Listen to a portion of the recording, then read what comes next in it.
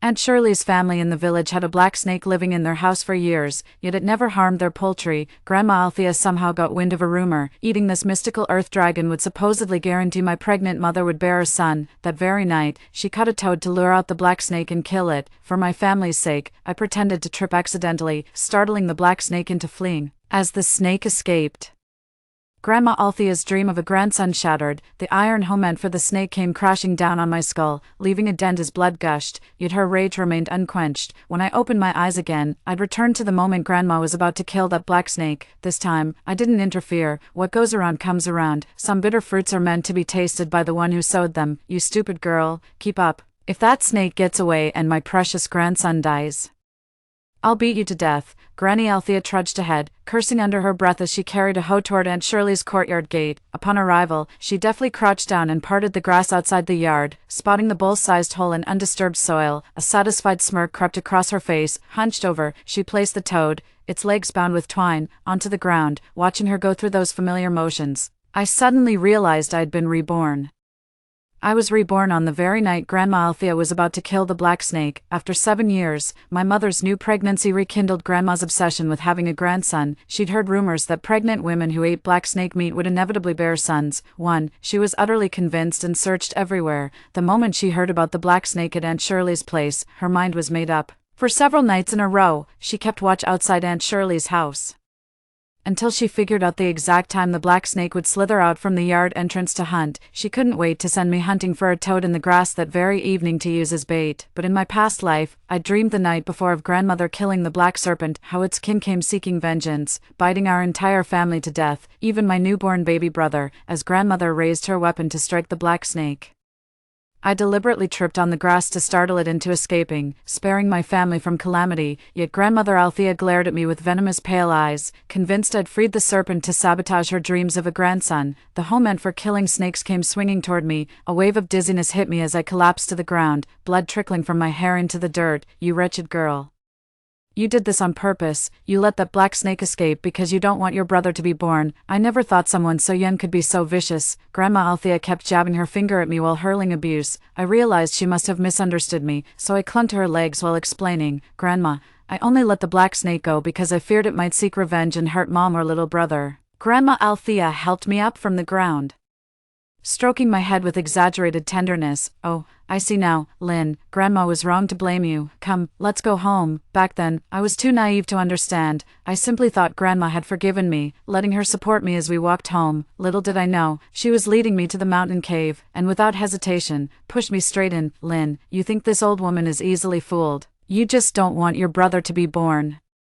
Making up nonsense excuses to stop me from holding my first grandson. Dream on. With that, she turned and walked away without a second glance. That mother I devoted myself to, I truly believed she'd come rescue me, but she never did. When the villagers suggested an all-out search, she casually dismissed it with forget it, just some girl. If she's dead, she's dead. I don't need her anymore anyway. With those words, she severed my last lifeline. My father and grandfather acted like invisible men, never once mentioning the search for me. They just kept clocking in at the mines day after day, earning their wages. Seeing this, the villagers stopped speaking up too, so I died quietly in that cave, my body picked clean by snakes, insects, and vermin. No vengeance from the serpent swarm. Months later, my mother gave birth to a son without complications. My father was so overjoyed he cradled the baby all night without letting go, and they threw a lavish banquet for the whole village. In front of the entire village, Grandma proudly presented a pair of silver bracelets she'd secretly saved up to have made for her new grandson, while Grandpa showed off a handcrafted wooden pistol. They competed openly for the title of who doted on the baby more, and I was completely forgotten. Althea had everything ready and had already crouched down 2 steps back. Seeing me frozen, she rushed over and pinched my arm hard. You silly girl, what nonsense are you up to now? Get down and turn off that flashlight. She tightened her grip, the sharp pain snapping me out of my thoughts. I quickly switched off the flashlight and crouched down. Soon after, rustling sounds emerged from the courtyard. A black snake's head emerged first from the burrow, its forked red tongue flickering as it surveyed the surroundings before slowly slithering toward the toad. With one swift strike, it sank its fangs into the amphibian's belly, triggering violent convulsions. Seeing this, Grandma Althea tightened her grip on the hoe. Only after the black snake had fully swallowed the toad did she signal me to turn on the flashlight. While swiftly swinging her hoe at the white serpent, the black snake reacted instantly, writhing away from Althea's strike before darting back toward its burrow. Little did it know the rope tied around that toad was another gift Althea had prepared. Althea growled through labored breaths, "Lynn, grab that rope tight, don't let it get away." I immediately tightened the rope without hesitation, following her command, but being too slight, I nearly lost hold of the black snake. It was Althea who stepped forward and yanked the rope, preventing the snake from slithering back into its hole. The trapped black snake, furious, lunged at Althea's thigh with bared fangs, but the old woman was no pushover. She grabbed her hoe and struck down hard. The snake let out a piercing shriek as the sharp hoe blade sliced its body clean in two. I thought the black snake was done for, yet to my shock, it remained alive even after being severed. Its eyes even turned blood red in an instant as it writhed violently, charging toward Althea with terrifying determination. The black serpent from my past life escaped, and witnessing such a horrifying scene for the first time, I instinctively clamped a hand over my mouth to stifle a scream. Beside me, Grandma Althea looked equally shocked, but utterly fearless. She grabbed her hoe and started whacking the snake's head with brutal force. She didn't stop until the serpent lay completely still, its blood already splattered across her clothes. Unfazed, Althea just grinned and pulled out a burlap sack, casually stuffing the dead snake inside. With deliberate calm, I raked the soil with the hoe to cover the bloodstains. Now that the black serpent was truly dead, I knew the snake colony would come for vengeance like in my dream, in this life. I refused to care about their survival anymore, but I must fight for my own chance to live. It was past midnight when we got home. Althea skinned the black snake, chopped it into sections, and soaked them in a basin of cold water to keep fresh for tomorrow's soup. She had me secretly bury the unwanted innards and head under the osmanthus tree in the yard. The black snake was slender, its chopped meat filled a small metal basin to the brim. Althea treated it like treasure. Carefully covering the meat with a lid, I remembered seeing a packet of sulfur under Grandma's bed, her prized possession for pest control in the fields. I'd heard sulfur was what snakes feared most, and was just thinking of an excuse to visit her room when she suddenly thrust that bowl of snake meat at me, shouting at the top of her lungs, "Lynn, go stoke the fire, the snake meat's fresh, I need to cook it now before it spoils, or my precious grandson won't get to eat it." After Mom got pregnant, Grandma laid it on thick with the whole family, constantly referring to the baby as my darling grandson, as if Mom was carrying her favorite grandchild. Naturally, I didn't dare disobey her, so I reluctantly went to tend the fire. Althea scooped a spoonful of lard from the jar into the iron pan, then hurriedly rummaged through the cupboard for scallions and ginger. As soon as the pan heated up, Althea dumped all the snake meat in and began stewing it with water. The savory aroma soon filled the entire room as my father and grandfather prepared for their early morning shift at the mine. My father, with his keen young nose, followed the scent straight to the kitchen. He leaned over the pot, sniffing eagerly, and questioned Althea without even glancing at me tending the fire. "Mom, what's cooking this early? Smells amazing. That cured meat hanging from our rafters never smelled this good." Granny gave him a mysterious smile and lifted the lid. The snake meat in the iron pot had transformed into a milky broth, bubbling with mouth-watering steam. Watching the meat chunks floating in the pot, my dad couldn't help but swallow hard, then suddenly cried out in alarm as if he'd discovered something. "Too, Mom, is this snake meat? How could you stew this thing? Don't you remember eating it brings bad karma?" Grandma's face darkened as she grabbed a nearby ladle and swung it at my father. "Bah, you ungrateful brat, what karma are you talking about? This is eel meat. I worked my fingers to the bone getting it to nourish Mabel so she can bear us a fat, healthy grandson." My father, ever the coward, immediately relaxed upon hearing it was eel. Salivating, he reached straight into the pot, only for Grandma to smack his hand away. "What's the rush? First bowl goes to my precious grandson. The rest of you can have what's left." Just then, Grandpa emerged from the side room. Grandma swiftly grabbed a large bowl, ladled generous chunks of meat and brimming broth into it, then served them 2 more portions. My dad took the soup and drank it with great satisfaction, couldn't help but lay on the flattery. "Mom, this soup is absolutely delicious. If Mabel drinks this, she'll surely give you a chubby grandson." "Mom, where did you find these eels? You should get more, your future grandson will love this." Grandma had heard enough and smacked him across the face. "Enough talk, drink it while it's hot." Meat dishes were never meant for me anyway, and I had no intention of having any. I took the initiative to receive the bowl of soup Grandma had ladled for Mom. "Grandma, you should have some of this warm soup and rest for a while. Let me bring this bowl to Mom and little brother." Grandma hadn't planned to include me in the first place, but seeing how sensible I was, she gave a satisfied nod and offered a few words of advice. "All right then, just be careful not to spill it." I nodded obediently and carried the bowl to my mother's room. My mother was 3 months pregnant, and the baby had been giving her trouble the entire time. At first, my grandma cursed her for faking illness just to skip work when she saw her looking sickly. It wasn't until my mom collapsed in the vegetable field and was taken to the clinic by villagers that they discovered she was pregnant. In the countryside, any family without a son was bound to be looked down upon. My grandma had long endured the villagers' gossip, and now with my mom's pregnancy, her time to hold her head high had come. She was so thrilled she wouldn't let my mom lift a finger, just resting in bed to nurture her precious grandson. They'd even make her an extra bowl of egg drop soup with every regular meal. Gradually, Mom realized the unborn child had become the family's Achilles heel. When I walked in carrying the steaming soup, Mom's tone dripped with disdain. "Lynn, tell your grandmother her precious grandson is sick of egg soup. Time for something new." I replied obediently, "Mom, don't worry, it's not egg drop soup today. Grandma specially went to the fields to catch these eels for you and the baby. She cooked them with lard and had me bring it over the moment it was ready." Eel meat cooked in lard was a rare treat, which showed just how much Grandma doted on her grandson. My mother took the bowl with satisfaction and began eating. The soup was scalding hot, so she drank it slowly. I wasn't in any hurry either, just sat in the room waiting for her. Only after she'd completely finished every last bit of meat and broth in the bowl did I take it back to the kitchen. Grandpa and Dad had already eaten their fill and left for work at the mines. Only 3 empty bowls and chewed-up bone fragments remained on the table. My grandma leaned back in her chair picking her teeth with a bamboo sliver. When she saw me coming out with an empty bowl,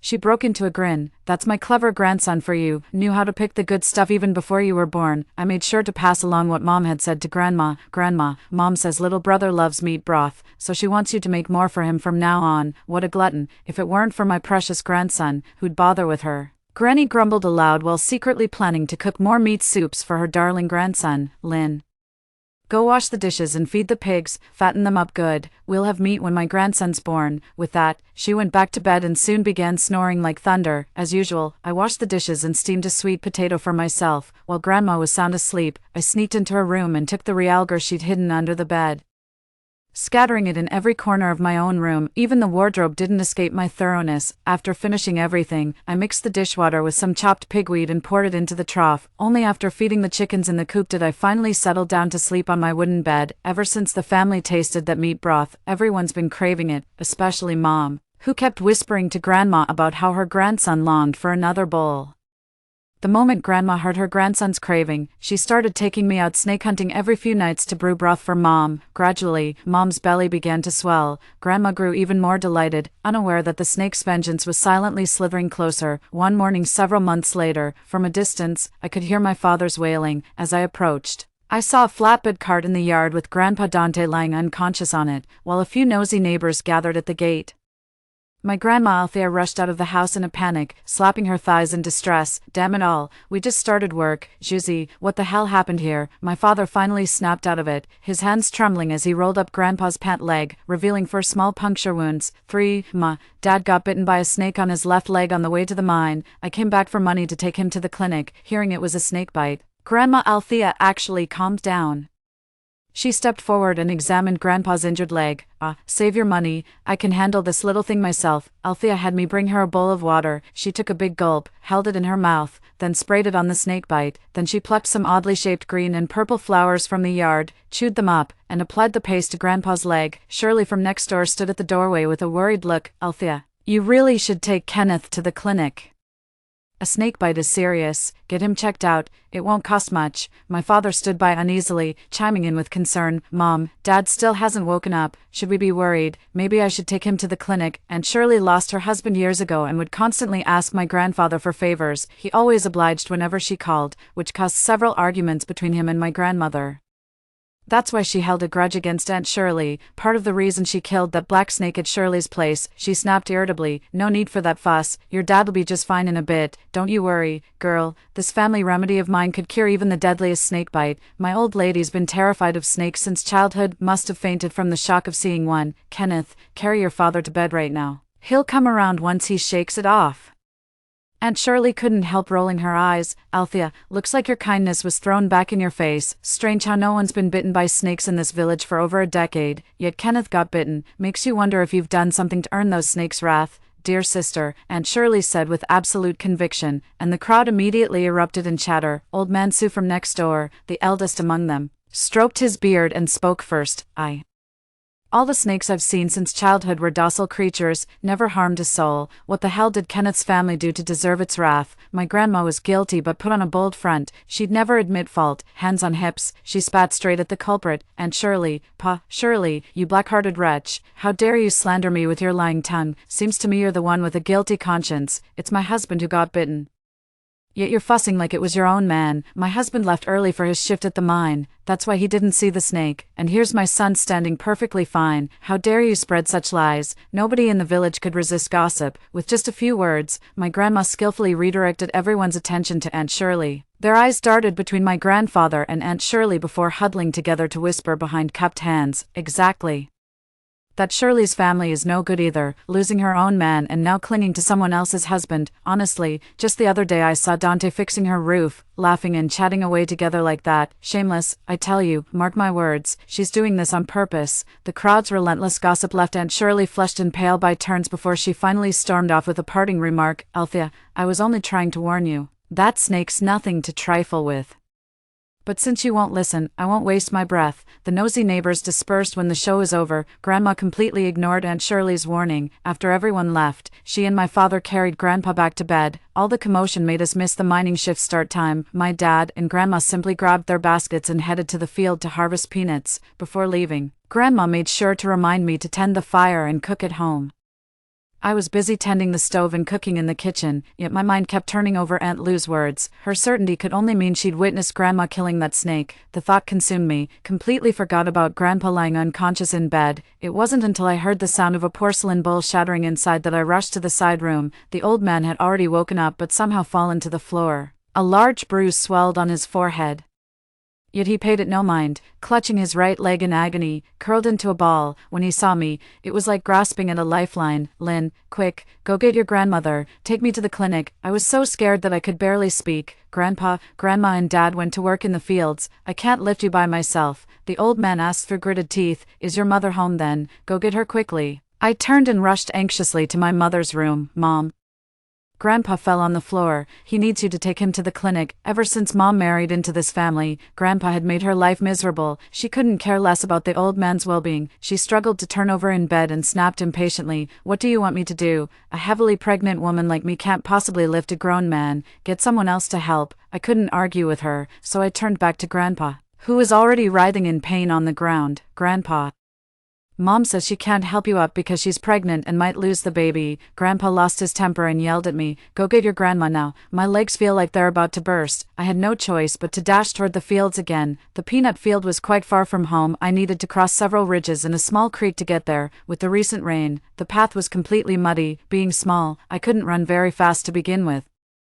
And the mud made it even harder. By the time I finally reached the creek, half an hour had already passed. The swollen creek was impassable, so I just stood there shouting at the top of my lungs, Granny, Grandpa says his legs are killing him and wants you back right now, but the rushing water drowned out my shouts. I'd been yelling for who knows how long when I finally spotted Grandma and Dad ambling home with their sacks bursting with peanuts. The moment Grandma crossed the creek and saw me, she started hollering, you lazy brat, you were supposed to be cooking at home, not slacking off here. My father frowned at the sight but stayed silent, probably thinking I was just fooling around. I quickly waved my hands in protest. Grandma, Grandpa's leg is badly swollen. He sent me to fetch you for help. Dad turned pale instantly, grabbed his bamboo basket, and bolted toward home. My grandmother and I were running behind. But by the time we got home, Grandpa was already lying unconscious on the ground, his body burning with fever. My father collapsed to the floor, wailing in despair. Dad, what's wrong with you? Dad. Grandma shoved my father aside and knelt to examine Grandpa. She first checked his left leg. The bite mark showed no signs of swelling, but his right leg had a distinct, bulging lump, yet she paid no attention, instead caressing Grandpa's left leg with strange admiration. I told you our family's secret remedy works for snake bites. Kenneth, look, there's not even a trace of swelling where he was bitten. My father knelt nearby, visibly panicked. Mom, Dad's burning up with fever and passed out. We need to get him to the clinic now. The mention of clinic expenses made Grandma immediately reach out to stop my father. Medical visits cost serious money. Don't panic. Those clinic doctors don't know the first thing about treating this. You'd just be throwing money away. Then she carefully examined the swelling on Grandpa's right leg. She cut open the pant leg with scissors, revealing a distinct row of snakebite marks on the swollen calf, the area already inflamed and purplish. See how your father's left leg bite shows no swelling? That proves my remedy works. This morning I missed the right leg bite, that's why he's feverish and unconscious now. I'll treat his right leg the same way. Once the swelling goes down, the fever will break naturally. My father hesitated too. Getting in at the clinic would cost quite a bit. Reluctant to spend the money, he finally nodded in agreement. Together they carried Grandpa back to bed, while Grandma went through her usual routine before returning to the table to eat. As for whether Grandpa would wake up, or when, it seemed no one really cared anymore. When Aunt Shirley arrived with the village head, Grandpa was still unconscious. The headman arranged a vehicle and practically forced him to the clinic. The doctor shook his head while examining Grandpa's pupils with a flashlight. You brought him in too late. The snake venom has spread through his system after prolonged unconsciousness. He's brain dead. Grandma didn't understand what brain death meant and kept clutching the doctor's sleeve. Doc, what's brain death? He's as good as dead, beyond saving. Just take him home. Grandma froze, clearly unprepared for such dire news. Dad collapsed onto the hospital corridor floor upon hearing the doctor's verdict, then publicly lashed out at Grandma. This is on you, Mom. I told you to bring Dad to the hospital sooner, but you wouldn't listen. Now look what's happened. He's beyond treatment. Althea knew she was in the wrong. Faced with my father's words, she didn't argue back, letting him play the role of the devoted son to the fullest. In the end, the village head had no choice but to send back my unconscious grandfather and my wailing father. Aunt Shirley had been waiting at our house for news. When she learned my grandfather couldn't be saved, she pointed at my grandmother and lashed out in anger. Althea, this is all your fault. You're the reason Kenneth suffered. Your refusal to repent is why the snakes cursed Kenneth. The village chief stood by anxiously asking questions. Althea, did you really kill that snake? My grandma would never admit it voluntarily. With the gate wide open, a stray dog dug up the snake head I'd buried under the osmanthus tree. The village chief trembled as he spoke upon seeing the exposed snake head. Althea, you fool, it's snake mating season. Killing so many snakes will bring the others straight to your doorstep seeking revenge. Kenneth getting bitten was probably the snake's payback. I'm telling you. Pack up and leave before your whole family suffers the consequences. My grandmother wouldn't hear of it. After eating the snake meat, my mother's belly grew pointed and large, a sure sign of carrying a son according to Granny's experience. This only strengthened her conviction that she'd done right. Good, I'll be waiting right here. Every snake that comes through that door will become tonic for my grandson. The village chief was so furious his beard practically bristled. Fine, I wash my hands of your family's affairs. Seeing even the village chief storm off, Aunt Shirley threw out one last remark. Even after what happened to Kenneth, you still won't repent. Althea, you'll live to regret this. My grandma was spouting off arrogantly. Pa, regret. In my 50 years as Althea, I've never learned how to write those two words. After the village chief left, my grandma grabbed a broom and came to settle scores with me. You wretched girl, you did this on purpose. I told you to bury that snake head properly. Look how it's sticking out now, making us the laughingstock. Happy now. At this point, my grandma's tantrum is just making us a laughingstock. I was so exasperated I almost laughed, quickly hiding behind my father. My father had already heard our conversation, looking at my grandmother with pained expression. Mom, why would you provoke the snake? You'll get us all killed. Grandma's face froze. The broom clattered to the ground as she plopped down wailing in protest. You ungrateful brat, who do you think I'm doing this for? Your father and I won't be around forever. We just want your wife to bear you a son, at least then you won't suffer the villagers' scorn after we're gone. See how pointy and full your wife's belly's grown from that snake soup. That chubby grandson's as good as ours. This old woman can die content now. If you're scared, just take Mabel and go. Leave us old folks here. My dad wanted a son so badly. My grandma's words hit him right where it hurt. He knew exactly how my mom's belly looked. Lying against it every night to feel the baby's kicks, that little rascal could leave a perfect footprint with just one strong kick. Unlike when Mom was pregnant with me, I could barely be bothered to move. With such obvious differences in my grandma's words, my father became even more convinced. Mom, I was wrong. As long as Mabel can bear a son, what's there to fear about snakes? Just kill them. For the next month, just as Grandma predicted, snakes kept slithering into our yard like they had a death wish, killing most of our chickens and ducks, yet not a single snake escaped my father's deadly grasp. He always managed to kill them just as they tried to flee after attacking the poultry. That month, Dad handled the killing, Grandma brewed the snake soup, and Mom did the eating. My mother's belly grew larger with each passing day. leaving her bedridden and unable to even get up. Red stretch marks crawled across her swollen belly and thighs, a frightening sight she paid no mind to. This was the life she'd dreamed of. Delivering a healthy son would make her the family's celebrated matriarch. One night, the labor pains finally began. She writhed in bed, clutching her belly with agonized moans. My grandmother sprang from bed at the commotion, ready to help my father rush her to the clinic. The village had poor transportation, so we had to wheel my mom on a flatbed cart to get there faster. They told me to steady the cart while they tried lifting her onto it, but my mom was too heavy. Even with my dad and grandma working together, they couldn't lift her. They stumbled and dropped her back onto the bed, leaving her sweating from the pain. Clutching her stomach in agony, she grabbed my grandma's hand. "Mom, there's no time to get to the clinic. My water just broke. I think the baby's coming right now." Grandma took one look at the soaked bedding and immediately started directing my panicked dad and me. "Lynn, your mom's going into labor. There's no time to fetch help. Go boil water now. Kenneth, grab me some scissors and find old clothes, quick." 5. After saying that, Grandma immediately tended to my mother while Dad rummaged through the cabinet for what she needed. Not daring to delay, I rushed to the kitchen to fetch firewood and boil water, following my mother's series of agonized screams.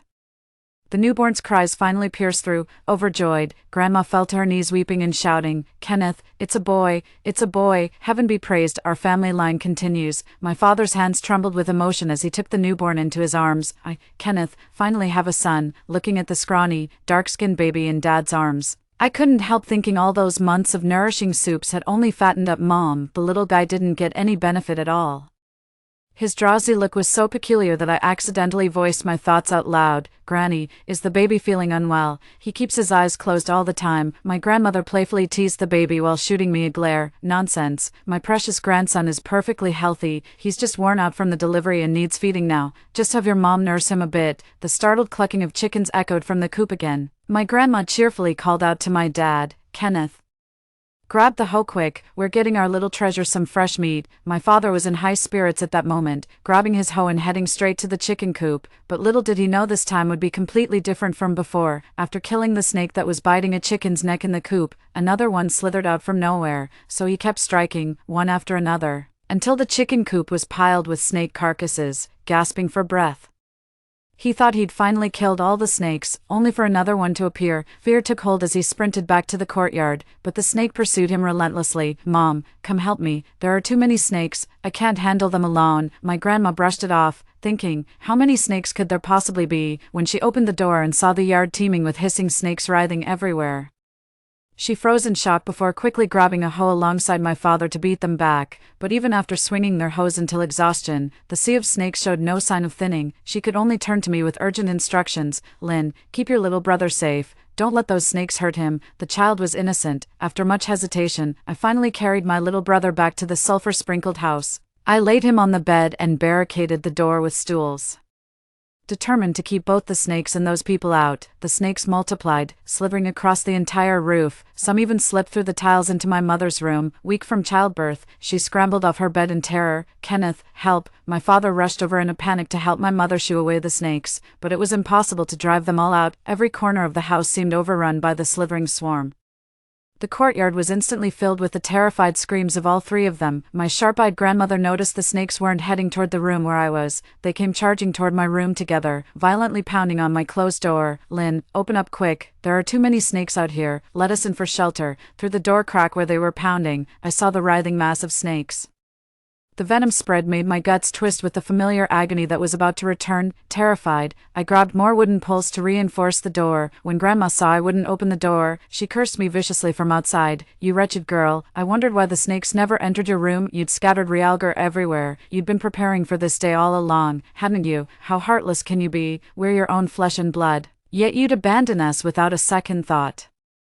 A cold laugh rose in my heart. In my past life, these so-called family members had also stood by indifferently, watching me die in agony without lifting a finger. Terrified of them breaking down the door, I clung to it, sobbing in fear. "Granny, it's not that I don't want to help you, but little brother's still in here. If I open the door and let the snakes in, what if they hurt him?" As the snake attacks grew more frenzied, I thought Granny and the others would give up trying to enter. I was just starting to relax when Father completely ignored my pleas and hacked several cracks into the door with his hoe. I curled up in terror. If my hot-tempered father came in now, he'd surely beat me to death. But the moment he kicked the door open, he suddenly collapsed, lips turning purple and foaming at the mouth. Clearly snake venom had taken effect. He glared at me with unwilling hatred in his eyes.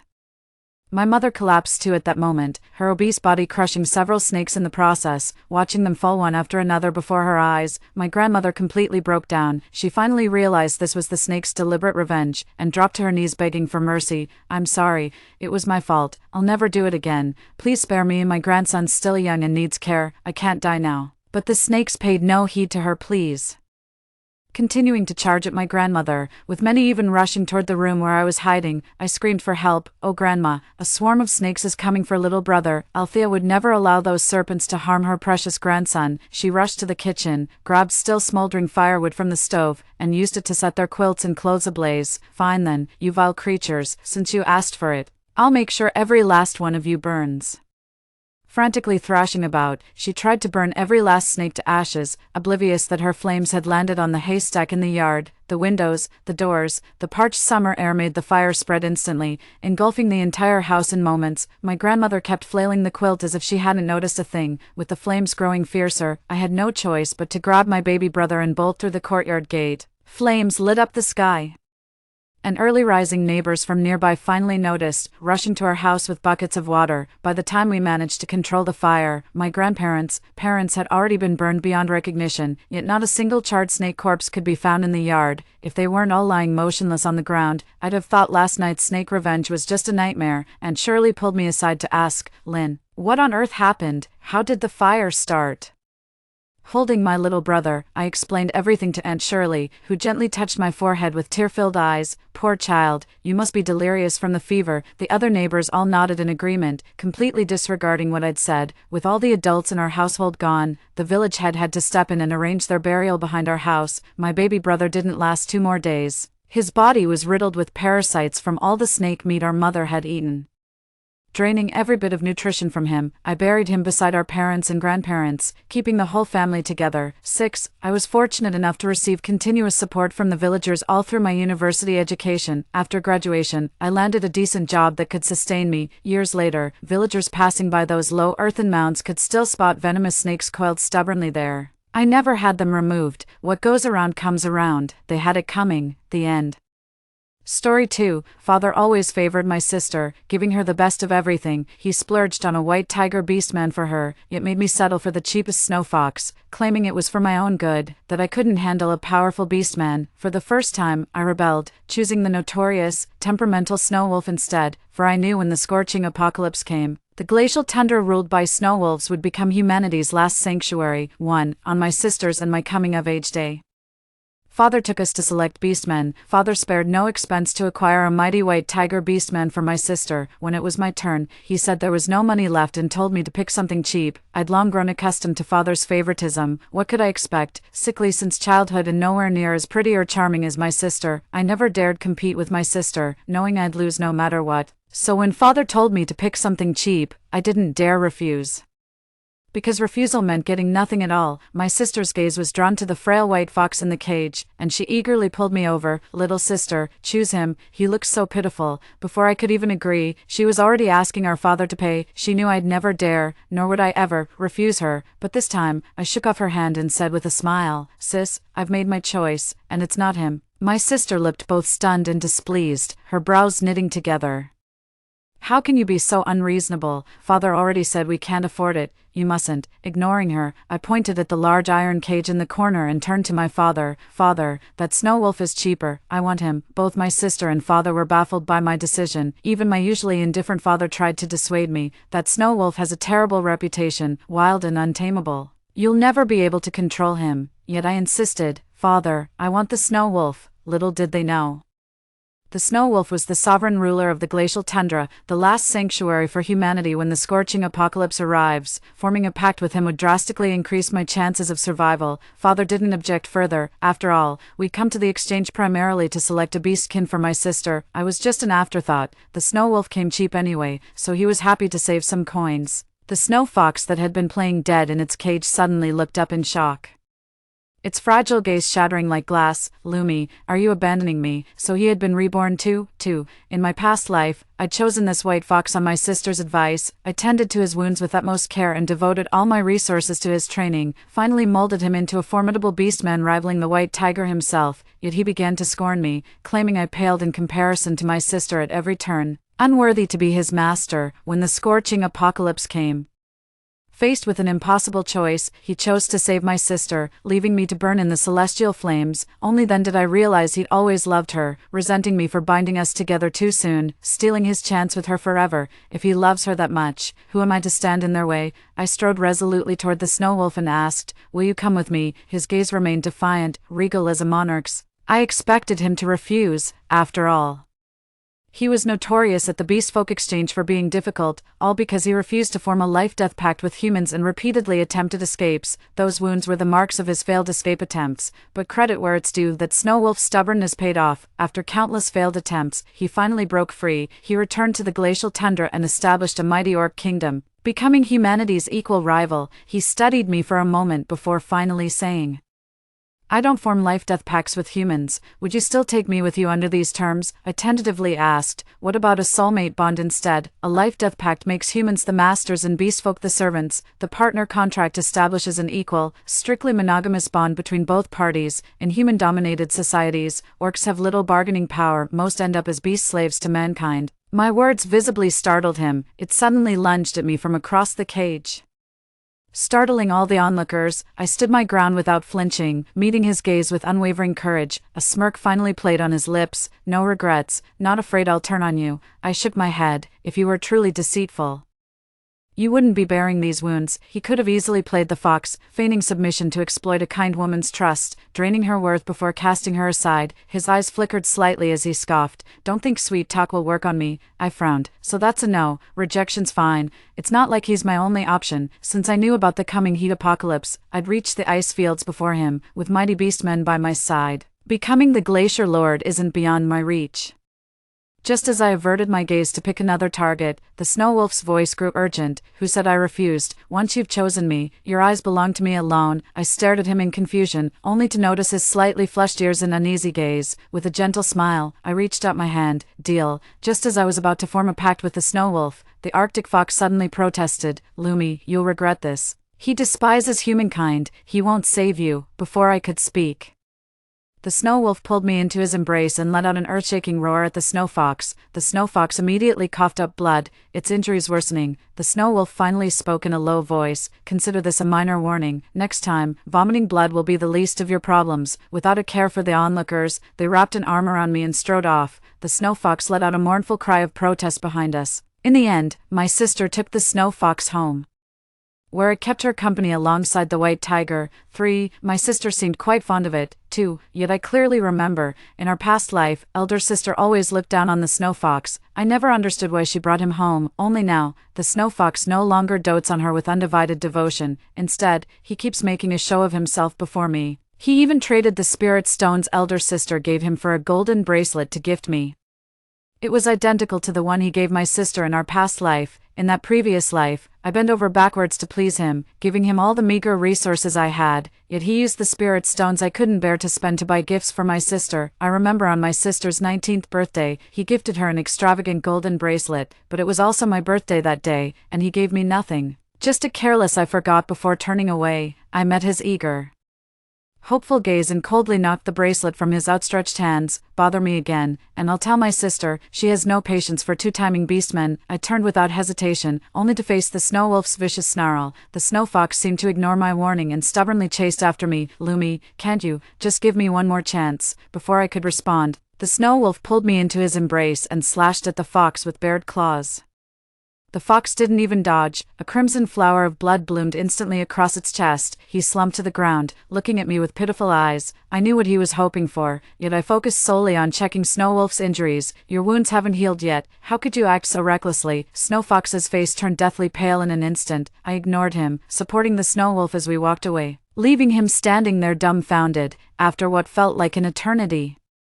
The snow fox's desolate voice finally reached me from behind. Lumi, you always loved me most. In the past, my heart would have ached unbearably, and I'd have rushed to him without a second thought, yet my heart remained utterly unmoved, only finding him utterly irritating. So this is the vast difference between love and indifference. No wonder he couldn't stand me in our past life. In that instant, I felt a weight lift. My resentment toward him noticeably fading. Back in the room, the snow wolf suddenly pinned me down on the bed, insisting on completing the final step of our mating bond. Flustered, I quickly explained, this ritual isn't mandatory, you have complete freedom with me. I only chose him as my insurance policy for surviving the apocalypse. I never truly wanted to be his partner. Do as you please, you're free to leave any time. Only by leaving me could he unleash his full potential and conquer the frozen wilderness, but he seemed to misunderstand. His gaze turning dangerous as he asked, are you still thinking about that snow fox? I was stunned and shook my head in denial. He stared out the window with a dangerous glint in his eyes. Yet he seems to keep thinking about you. Is there something between you two that I don't know? My brief silence seemed to enrage him. He lunged at me, pinning me down before sinking his teeth gently into my neck. It's all right. I'll erase him completely from your heart, just like this. His cool breath against my neck sent shivers down my spine. I tried to explain, but he silenced me with his lips, his cool lips and tongue swept and unhindered, throwing my mind and body into disarray. Damn, how is he this good? I couldn't help muttering to myself with growing irritation, suspecting he'd had considerable practice before me. Then in the next instant, he nipped my tongue sharply, just as I was about to scold him. I felt his breath against my ear as he growled a warning. If you keep zoning out, I'll punish you properly. His knee had just parted my thighs when the door burst open violently. A snow fox came flying backward, crashing heavily onto my floor. The white tiger beastman charged in, and with a swipe of his claws, 5 deep gashes instantly appeared on the snow fox's body. My elder sister rushed over just in time to stop the white tiger. The snow wolf wrapped me tightly in a blanket and roared furiously, "Get out!" When my sister noticed the snow wolf's open collar revealing his chiseled muscles, her face flushed crimson with maidenly shyness. She deliberately turned her head away, yet couldn't resist stealing a glance. The white tiger's eyes turned blood red in an instant, abandoning the snow fox to fixate on my snow wolf. His voice dropped to a predatory growl. Talia is mine. Anyone who dares challenge me shall die. With that, he swung his razor-sharp claws at the snow wolf. The snow wolf, fearing I might get caught in the crossfire, crouched and shielded me with his body. Taking the brutal hit, pain instantly darkened his icy blue eyes to a stormy indigo as murderous intent surged forth. After shoving me aside, he lunged at the white tiger. When 2 powerful beastmen clashed, the sheer force of their battle was nothing to scoff at. Fearing the dire wolf might worsen its injuries, I threw on my coat and rushed out to intervene. My sister suddenly sneered. So little sister chose the direwolf for bedroom pleasures. Tisk, I had no time for her taunts. The direwolf's safety was all that mattered, but no matter how I shouted, those 2 beastmen refused to back down. The elder sister sneered again. The snow wolf is decent, but it's nowhere near as good as my white tiger. Little sister, if the snow wolf gets killed, don't blame me. She made no move to stop them, instead watching the fierce battle with keen interest. The white tiger beastman fought with savage brutality, every strike aimed to kill. The snow wolf was already wounded, its movements sluggish as it retreated under relentless assault. The elder sister grew more triumphant, clapping her hands and shouting, "White tiger, finish him!" But in the next instant, her smirk vanished, with a single frostbite spell.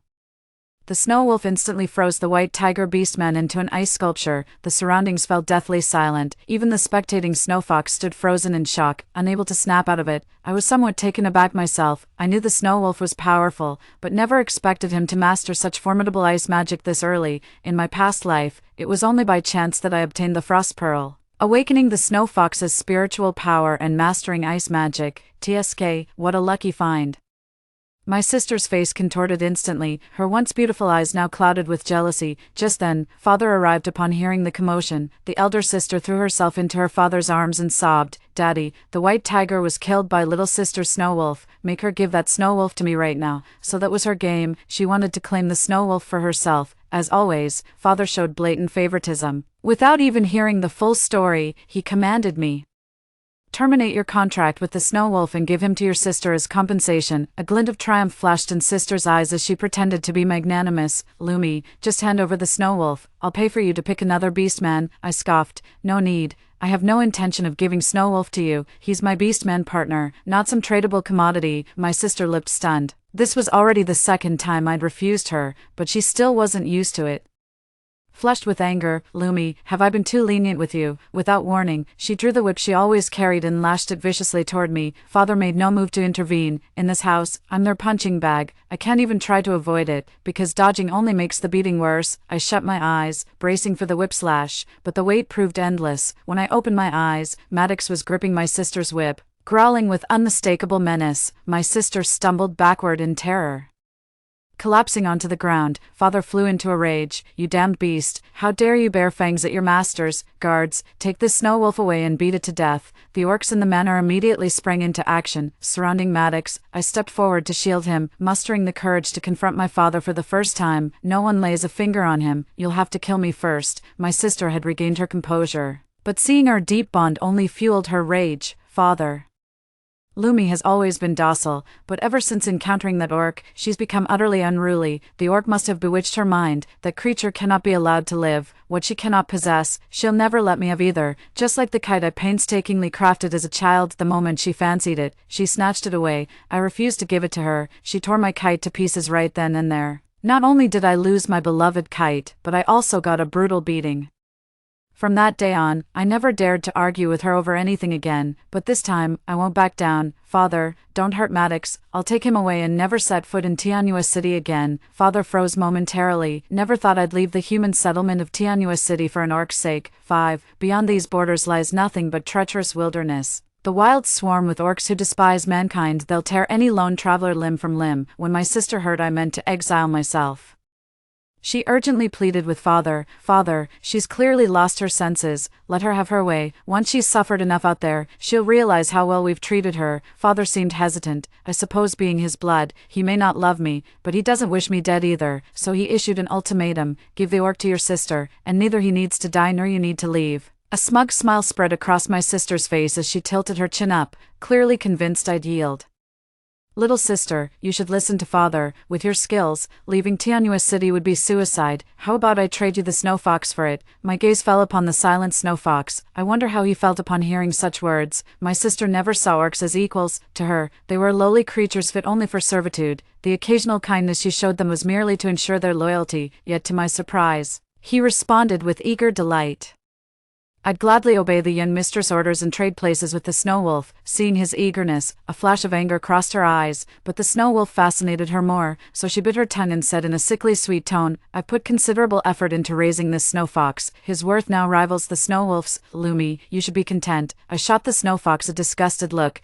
He's not even fit to polish Maddox's boots." A smirk tugged irresistibly at Maddox's lips, his striking blue eyes gleaming brighter than ever. The snow fox's face drained of color, its wounded body swaying unsteadily before nearly collapsing. My sister's face turned livid with rage. "Father, I don't care what you say. She killed my white tiger. She must pay for this." Father's temper flared at my unyielding stance, his fleeting compassion vanishing like smoke. "Then get the hell out of Skybliss City with him. From this moment, you're no daughter of mine." With that, he revoked the family crest and ordered guards to banish both Maddox and me from the city. I left without hesitation, not a single backward glance, for I knew the celestial flames would soon descend, turning Skybliss into a living hell. This time, I won't give my sister even a sliver of survival, because Maddox and I must reach the glacial tundra first, to claim the last untainted land in this post-cataclysm world. No sooner had we left the family estate than Maddox suddenly coughed up blood, staggered, and collapsed to his knees. Only then did I realize, though he'd won that battle, the victory came at a brutal cost. "I'm fine." He wiped the blood from his mouth and gave me a weak smile. My heart clenched as I helped him up, ready to take him to the doctor. After handing the snow wolf to the physician, I set out to gather supplies. Horses, provisions,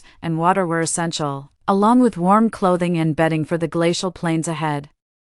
Just as I finished shopping and was about to return to Maddox, Snow Fox intercepted me on the way. I was ready to ignore him when I heard him say, "Lumi, I'm giving you one last chance. Come with me. I'll protect you with my life this time." I narrowed my eyes at him, suddenly remembering the injured Maddox. I panicked. "Move," but Snow Fox grabbed me. "It's too late. He was killed by Talia." Snow Fox told me that Talia had people tailing us the moment Maddox and I stepped out. Seeing Maddox wounded, she bribed the physician to poison him. Not even 9 lives could have saved Maddox from this fate. At that moment, I could have killed someone. Then it hit me. Snow Wolf and I had a soul bond. If he died, I'd know instantly.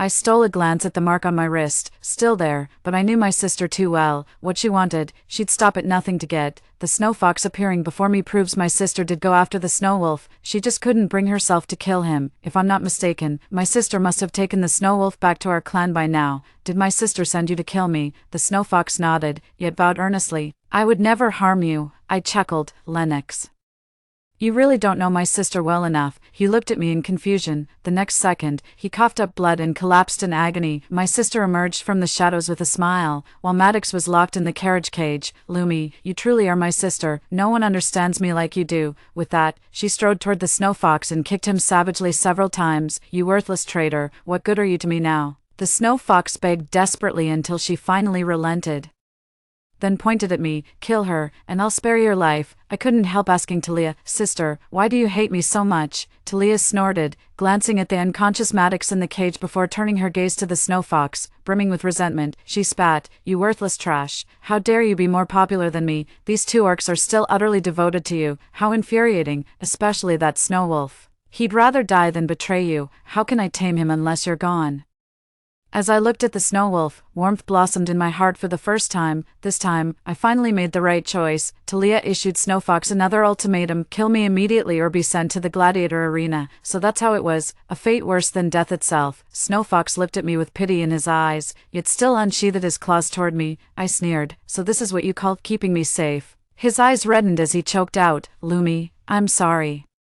I promise it'll be quick, it won't hurt much. But they'd all underestimated me. I was no longer the fragile Lumi who couldn't even protect herself. My palm struck his chest, shattering his heart's meridians. 6. Watching the snow fox convulse on the ground, my sister let out a terrified scream and turned to flee, but it was too late. With unnatural speed, I appeared behind her and seized her by the throat. The needles on my finger guards pierced her neck veins, injecting venom that instantly paralyzed her. My sister immediately screamed for help, ordering the family servants to kill me. I whispered a warning to her, Sister, you've been poisoned by me, only I possess the antidote, but don't worry, I'm not as cruel as you. This poison won't kill you, it'll just make your flesh rot until you become hideous. My sister cherished her beauty above all else. The thought of disfigurement terrified her more than death itself. At first she refused to believe it, but as the venom spread, angry rashes began erupting across her face. The itching became unbearable. She clotted her delicate skin uncontrollably, leaving bloody streaks across her face. Lumi, aren't you afraid father will kill you? I sneered. You're about to kill me anyway. What's left to fear? Kill me, and you'll stay hideous for the rest of your life. The choice between her beauty and my life was laughably obvious. Hand over the antidote, and I'll spare your life. She's still as domineering as ever. I shook my head. Release Maddox first. The antidote comes only after we've safely left Tianua City. She flew into a rage, hurling curses at me. Unmoved, I tightened my grip around her throat. If you refuse, we'll die together. Too cowardly to face death, she finally yielded and ordered the cage opened. Maddox was merely unconscious, not in mortal danger. I had him carried to the carriage before forcing Talia to escort me out of the city. Only after reaching the outskirts did I begin to relax, kicked Talia out of the car and tossed her the antidote recipe. Take it daily, you'll be fine in a month. She snarled at me, you worthless piece of trash, I'll kill you sooner or later. I couldn't be bothered with her and sped off into the wilderness. Now the sky's the limit, no more being chained to my family. Maddox and I raced nonstop toward the glacial tundra. The celestial fire descends in less than 6 months. I've still got a mountain of things to do. The glacial tundra currently lies unclaimed, yet numerous orc factions vie for dominance here, locked in constant skirmishes. Maddox and I have one primary mission, to put an end to this chaos. Fortunately, we've recruited quite a few orc allies along the way.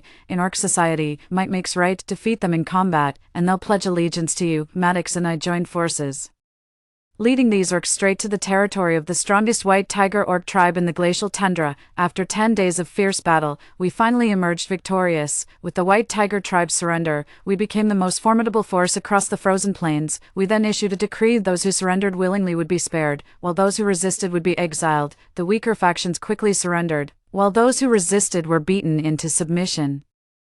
After unifying the glacial tundra, Maddox still wanted to lead the orcs into human territory to rescue their captured kin. I told him it wasn't necessary. He was utterly perplexed. That fateful night, celestial fire rained down without warning. The temperature soared relentlessly, melting even the fringes of glacial tundras. Countless humans and orcs perished in the inferno. Those who escaped the initial devastation later succumbed to starvation and dehydration under the unrelenting heat.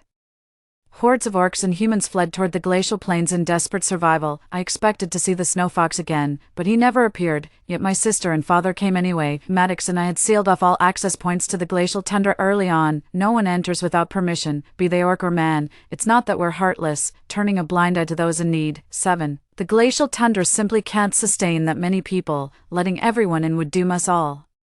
Not to mention those refugees include dangerous criminals. A mass influx would throw the ice fields into chaos. I won't let my territory descend into anarchy. The guards reported my father and sister's arrival, asking whether to grant them entry. When I arrived at the entrance, my father was throwing a fit, berating the guards for their insolence and denying him entry. When my daughter arrives, I'll have every last one of you executed, you blind fools. Do you really think an elder like me would lie to you? My sister, looking utterly disheveled, trailed behind our father while muttering complaints. Dad, why isn't Lumi here yet? Is she doing this on purpose? I'm literally melting. She's definitely still holding a grudge for you kicking her out. This is her revenge. My father wiped her sweat while reassuring her, don't worry. Lumi might be a bit slow, but she's always been a dutiful girl. My sister protested indignantly. How is she well behaved? She nearly ruined my face back then, and Dad still took her side. Dad plays favorites. All right. I promise when we see her, I'll give her a proper scolding to make it up to you. My father remained as doting on my sister as ever. I couldn't help but laugh hearing this. Then he ordered the guards, follow standard procedure. Those two troublemakers aren't to be let in.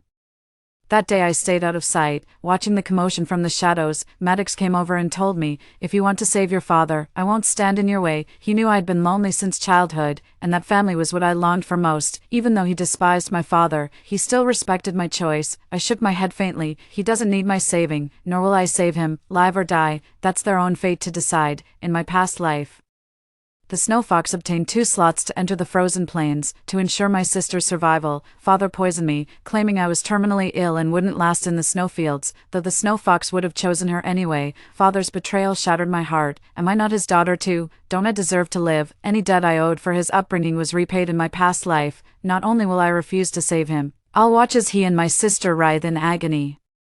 Even if they bribe the guards daily to beg for my mercy, I'll turn a deaf ear and never show my face. At first, father and sister basked in the refugees' admiration by flaunting their connection to me. Not only did they secure the prime spot, but people even brought them food and drinks unprompted, hoping to ride their coattails into the snowfields. But as time passed, even their staunchest supporters began having doubts. You claim Lumi, ruler of the snowfields, is your kin, prove it.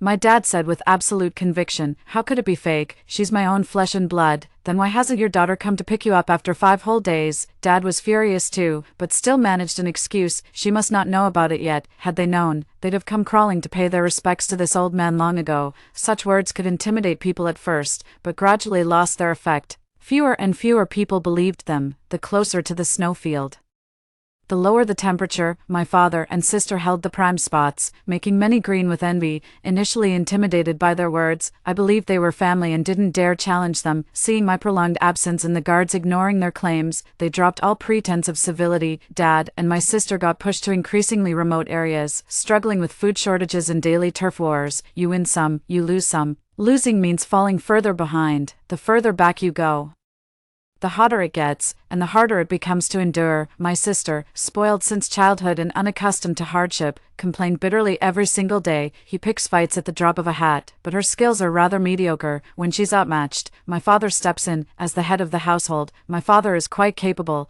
but even he can't handle constant battles. To make matters worse, lacking proper clothing and food while being scorched by the intense heat, his injuries grew increasingly severe. Seeing our father was beyond help, my sister actually considered selling him to save herself. She'd heard rumors of a black flood dragon that craved human flesh. 1 pound of meat could be traded for equal measures of food and water. My sister was tempted, too cowardly to harm others. The sister turned her blade against their own father. Father, don't blame me, with all these wounds. You'll die soon anyway. Let your death give me life. You've always loved me most, you wouldn't refuse me this, would you? To prolong her survival, the sister didn't kill their father outright, first severing both his legs to barter for food and water. Father was tortured beyond endurance, cursed her for being unfilial, heartless, and worse than a beast. 8. Yet my sister kept eating the exchanged food, utterly indifferent. Dad, I'm starving to death. How could you bear to see me suffer when you love me so much? If you must hate someone, hate Lumi. She left us to suffer here when she could have saved us. Don't worry, once I reach the glacial tundra, I'll find a way to overthrow her and kill her to avenge you." My father shed tears of bitter regret. In the end, he couldn't take it anymore. When my sister wasn't looking, he slit his own throat. My sister felt no grief at his death, only resentment that he'd died too soon. The scorching heat would spoil it within days. So we had to barter it for food immediately. But the traded food spoiled just as quickly. She still dragged our father's corpse to exchange for food and water. Little did she know, she'd become prey herself once separated from the group. The food was snatched away the moment she brought it back. Outmatched in strength, she was taken captive as living provisions. Cursing and thrashing, she screamed, "Let me go. My sister rules the glacial tundra. Lay one finger on me and she'll have your heads." But no one believed her. The elder sister possessed striking beauty that had long drawn covetous gazes, yet while their father stood guard, those would-be suitors dared not act. Now she's like a lamb to the slaughter, completely at their mercy. Fortunately, my sister was adaptable. To survive, she willingly became their plaything. "Just give me food and water, and I'll do anything." Seeing her like this, I don't even have the heart to watch her suffer anymore. I doubt she can hold on much longer, to my surprise. My sister proved resourceful, not only surviving but also connecting with Maddox's long-lost brother, who took her into the glacial wilderness. Maddox's brother Sage bears a strong resemblance to him, though he doesn't seem particularly sharp. He confronted me aggressively, demanding justice for my sister. He said to Maddox right in front of me, "Brother, you can't keep this woman by your side. She's cold-hearted, scheming, and even caused her own father's death. Our wolf clan values loyalty above all. A woman like this isn't worthy to be your mate." Maddox had been overjoyed at finding his brother, but now his brows furrowed deeply at these words. "How did you end up with Talia?" Sage gave her sister a doting smile and pulled her into an embrace. "Bro, Talia and I went through hell together. She saved my life. I've decided to make her my life partner." My sister shot me a triumphant glance before resuming her delicate act, nestling into Sage's arms as she murmured timidly, "Sage, I told you they don't like me. Just getting me inside was kindness enough. I'd never dare hope to marry you." But Sage remained stubborn. "Don't talk nonsense. You're the one I've chosen." Then he glared at me with open hostility. "You're not the one who should leave. She is, bro, if you still consider me your brother. Get rid of this wicked woman." Maddox slapped him across the face so hard that Sage staggered back. "You're hitting me, bro." Sage stared at Maddox in shock. Smack. Without a word, Maddox slapped him again. Sage was even more bewildered. When Maddox raised his hand for a third strike, Sage finally blocked it. "Bro, have you lost it? Why are you hitting me?" Ignoring the protest, Maddox coldly ordered, "Apologize to Lumi, or get the hell out of Glacier Tundra." I raised an eyebrow slightly, somewhat surprised, because I knew exactly how much Maddox missed his younger brother. Before meeting Sage, he was practically trembling with nervous anticipation, insisting I accompany him, yet now he's throwing punches at his long-lost brother. For my sake, Sage was fuming with indignation, his eyes burning red with rage. He knew all too well how much Maddox valued brotherhood. "You hit me over some woman, bro, you've changed." Maddox's face darkened. I said, "Apologize. Don't make me repeat myself a third time." Sage gritted his teeth, snorted, and turned away sharply. "In your dreams." Maddox nodded slowly and actually ordered his men to throw Sage out. The elder sister immediately relented, dropping to her knees with a thud. "My lord, please don't drive Sage away. This is all my fault. Send me away instead. Don't let me come between brothers." "Sage, listen to your brother. Just leave me alone." She pretended to walk away. Sage yanked her back and roared at Maddox, "See how kind Talia is. Unlike that heartless woman by your side, utterly ruthless and inhuman, she's turned us brothers against each other, and you're still defending her. I'd rather die than let her keep manipulating you. Brother, I'll kill her first." With those words, he suddenly transformed into a beast and lunged at me. Maddox roared furiously and intercepted him. The two were locked in a fierce battle. My sister walked up to me with a smile.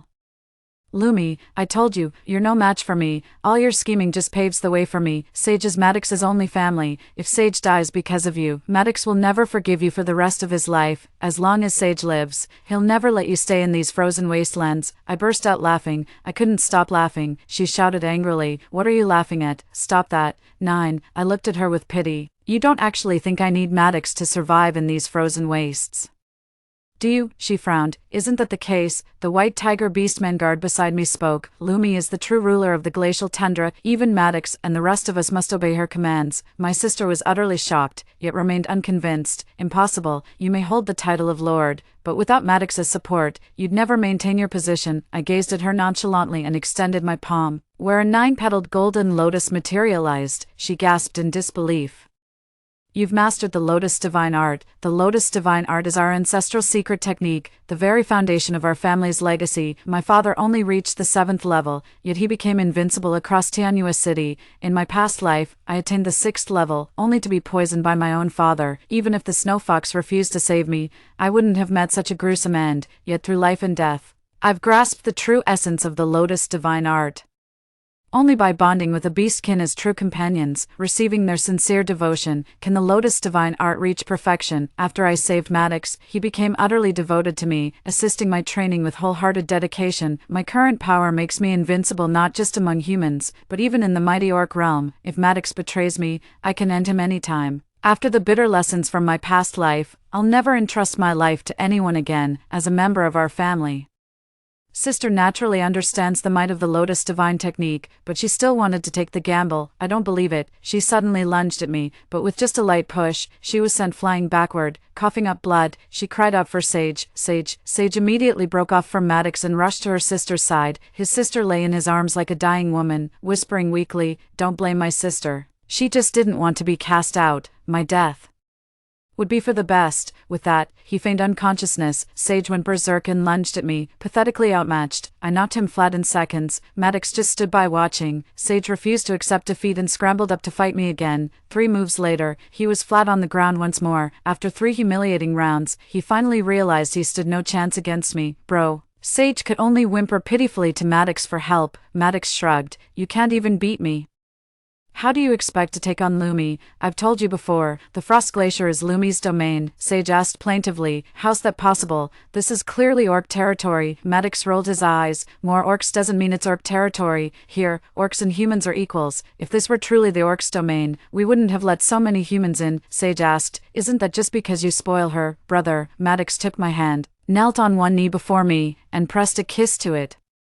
"For Wolfkin, this is a gesture of submission. She saved my life. If anyone's spoiling someone here, it's her spoiling me." Sage had no choice but to believe, yet he still couldn't accept it. "She murdered her own sister and abandoned her father. Do you really think she deserves our loyalty, brother?" Maddox sneered. "Have you grown soft after living among humans for too long? In the orc world, might makes right. Her strength alone qualifies her. Besides, how can you be sure that woman in your arms is telling the truth? If Lumi were truly that cruel, would those refugees outside still be alive? It's only because of Lumi's kindness that they receive food and water." Sage's face twisted with conflict as he looked down at his unconscious sister and asked, "But why would she leave Talia suffering out there?" Maddox gestured for someone to summon the Black Serpent. The moment the Black Serpent arrived, her sister dropped the act. "Lumi, you did this on purpose. You set me up." At last she realized the Black Serpent's cannibalism was nothing but a scheme against her. I knew father favored her, and I knew how selfish and cruel she was. Had she possessed even a shred of conscience, neither she nor father would have died. My gamble paid off. With her sole protector dead, her fate was sealed. "I'll never admit, sister, what nonsense are you spouting?" Yet I insisted. "Father, I want the snow wolf." "Me!" She screamed and lunged at me, determined to take us both down. Maddox sent her flying with a single slap. "Throw her outside. No one is to give her food or water." Sage still hesitated, but Maddox cut him off with a warning. "If you can't bear to part with her, you can leave with her." Sage finally shut his mouth, muttering, "How could someone so beautiful be that cruel?" Maddox smacked him on the head. "Can't tell right from wrong. You're hopeless. Apologize to Lumi right now, or I'll still kick you out." Sage looked all pitiful, but eventually knelt down obediently to make amends. I wasn't really planning to hold it against him anyway. Maddox means the world to me, and I'm willing to accept his family, as long as Sage behaves himself. Fortunately, Sage isn't the sharpest tool in the shed. But at least he learns from his mistakes. Only after learning the truth did he realize with regret that he'd been deceived. He came to apologize to me with genuine sincerity. He even volunteered to guard the entry points to atone for his mistakes. After my sister was banished from the glacial tundra, people shunned her like the plague. She ultimately perished from the scorching heat just beyond the ice fields. The celestial fires that had raged for decades finally began to wane. The surface temperatures gradually returned to normal. The apocalypse ended. Life flourished anew as humans and orcs emerged from the glacial tundra to rebuild their homes. A century of shared hardships had forged unbreakable bonds. Humans and orcs cast aside their enmity, joining hands to create a new era of peaceful coexistence. Statues of Maddox and I stand in every city square, eternal reminders for generations to come. Story 2, 10 days before the arrival of the zombie apocalypse. I was reborn. I immediately took my mother and started hoarding goods like crazy. When the zombie virus broke out, we would hide in the old house and not go out. In my previous life, my husband, along with my in-laws and his mistress, burst into the house and beat me and my mother to death. In this life, they still want to seek refuge with us. They're really daydreaming. I picked up the Juga repeating crossbow and aimed it at their heads. 1. There are still 10 days until the zombie virus breaks out. My father had just been buried, and I was staying with my mother in the old house, earnestly persuading her to go back to Jinqing with me to spend her old age. Otherwise, I really couldn't rest assured leaving her alone in our hometown. My mother didn't want to. She was being hesitant, saying that she wanted to stay here with my father, and that the chickens and ducks my father had raised before his death needed someone to feed them. Also, the fruit trees outside the door had already ripened, and she needed to contact someone to come and pick the fruits. I couldn't persuade her, so I could only stay here with her. During this time, my husband called me countless times urging me to go home, but I ignored him. After all, no matter how close my husband was, he couldn't be closer than my own mother. Unexpectedly, just 10 days later, news came that the zombie virus had broken out. My husband called me and said that there were zombies all downstairs in his place, and there were occasional explosion sounds. The air was filled with a pungent smell, and the food and drinks at home were almost gone. He asked me how things were on my side. I told him the truth. Things are okay on my side. I haven't seen any zombies outside, and there's plenty of food and drink at home. We can last for a few months without a problem. All right then, I don't have to worry about you anymore. My husband even heaved a sigh of relief, saying that he didn't have to worry about me now and that I didn't have to worry about him either, as he had his own way to deal with it. How could I not worry? I called him every now and then, but it seemed that the internet was down, and I couldn't get through no matter how many times I called. Just as I was getting really worried, on the 5th day after the zombie virus broke out, he suddenly appeared outside my house with my in-laws. I rushed to open the door, but it wasn't just him and my in-laws who came in. There was also the female neighbor upstairs and her 6-year-old son hiding behind them, too. I was very surprised. After all, we had some unpleasant experiences before. However, facing the apocalypse, I still let them in and was about to close the door. Unexpectedly, my mother-in-law suddenly stopped the door with her hand, grinned, and said to me, "Faith, don't blame me for being heartless in this situation. There shouldn't be any useless things in the house." What? I didn't understand. My mother-in-law continued to tell me, "You, a hen that can't lay eggs, should be thrown out to feed the zombies. If it wasn't for the fact that you're the only daughter in your family and you bought a house in the city, I wouldn't have let my son marry you. Why are you wasting your breath on her?" My husband pushed me out with a dark face. I struggled and shouted, "What are you doing? This is my house." "What do you mean your house? Once you're married and everything belongs to our family, you've been occupying our things for so many years and should have returned them long ago. Daisy, don't just stand there and watch. Come and give me a hand. Let's throw her out to feed the zombies together. From now on, you'll be my daughter-in-law." My mother-in-law pulled me while shouting at the female neighbor upstairs. I then realized that they had already been having an affair.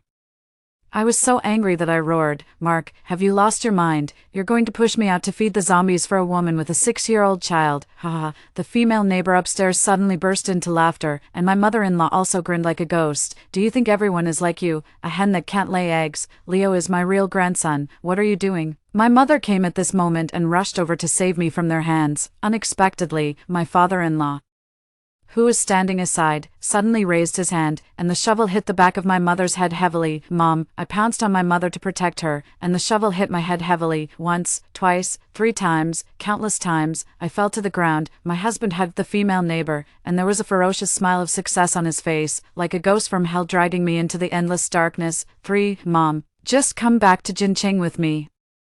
It was at this moment that I was suddenly reborn. Frames of the scenes before my rebirth flashed through my mind. Even the back of my head ached terribly, but when I touched it, there was no blood, and the sky outside the window was still a clear blue. Oh, I think it's quite nice to live here. Besides, the apples outside have already ripened. If I leave with you at this time, it's like throwing away money, and the chickens and ducks in the yard were all your father's hard work. I can't just leave them behind. My mother was still as hesitant as in my memory and refused to leave with me. In my previous life, I tried so hard to persuade her and even got angry, thinking that she didn't understand me as a daughter at all. Now I pounced on her and cried, "Mom, we won't leave.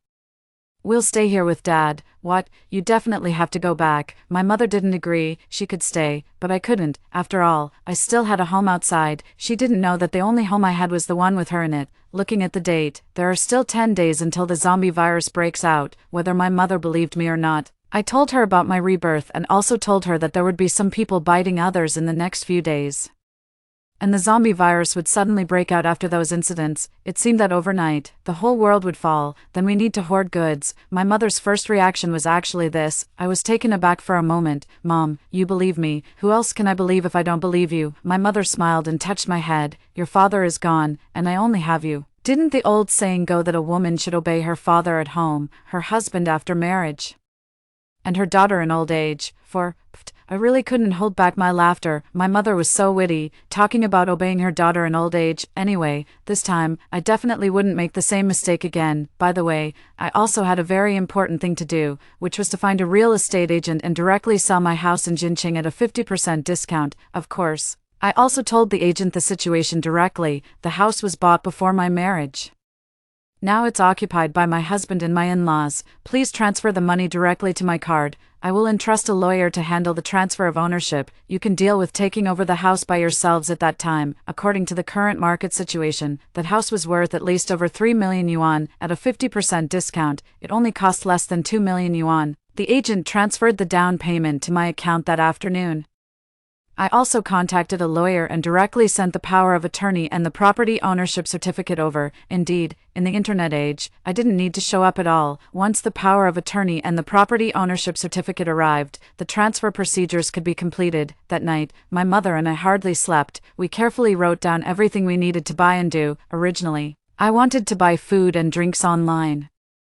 But then I thought that there were only 4 or 5 courier stations in the town at the foot of the mountain. If a large number of packages were delivered there, it would definitely attract the attention of the store owners. When the apocalypse came, I was afraid that we would be targeted. It would be great if the courier station was ours. As soon as I told my mother about this concern, she laughed. This is easy, we can just buy one. A few days ago, I went down the mountain to pick up a package and happened to see that the store owner wanted to transfer the business. His son was admitted to a university in another place, and the couple wanted to follow him. I overheard that the whole transfer only cost 48,000 yuan. 5. Early the next morning, my mother went down the mountain and headed straight for the courier station. More than 2 hours later, my mother sent me a message. It's done. This courier station will be ours from now on.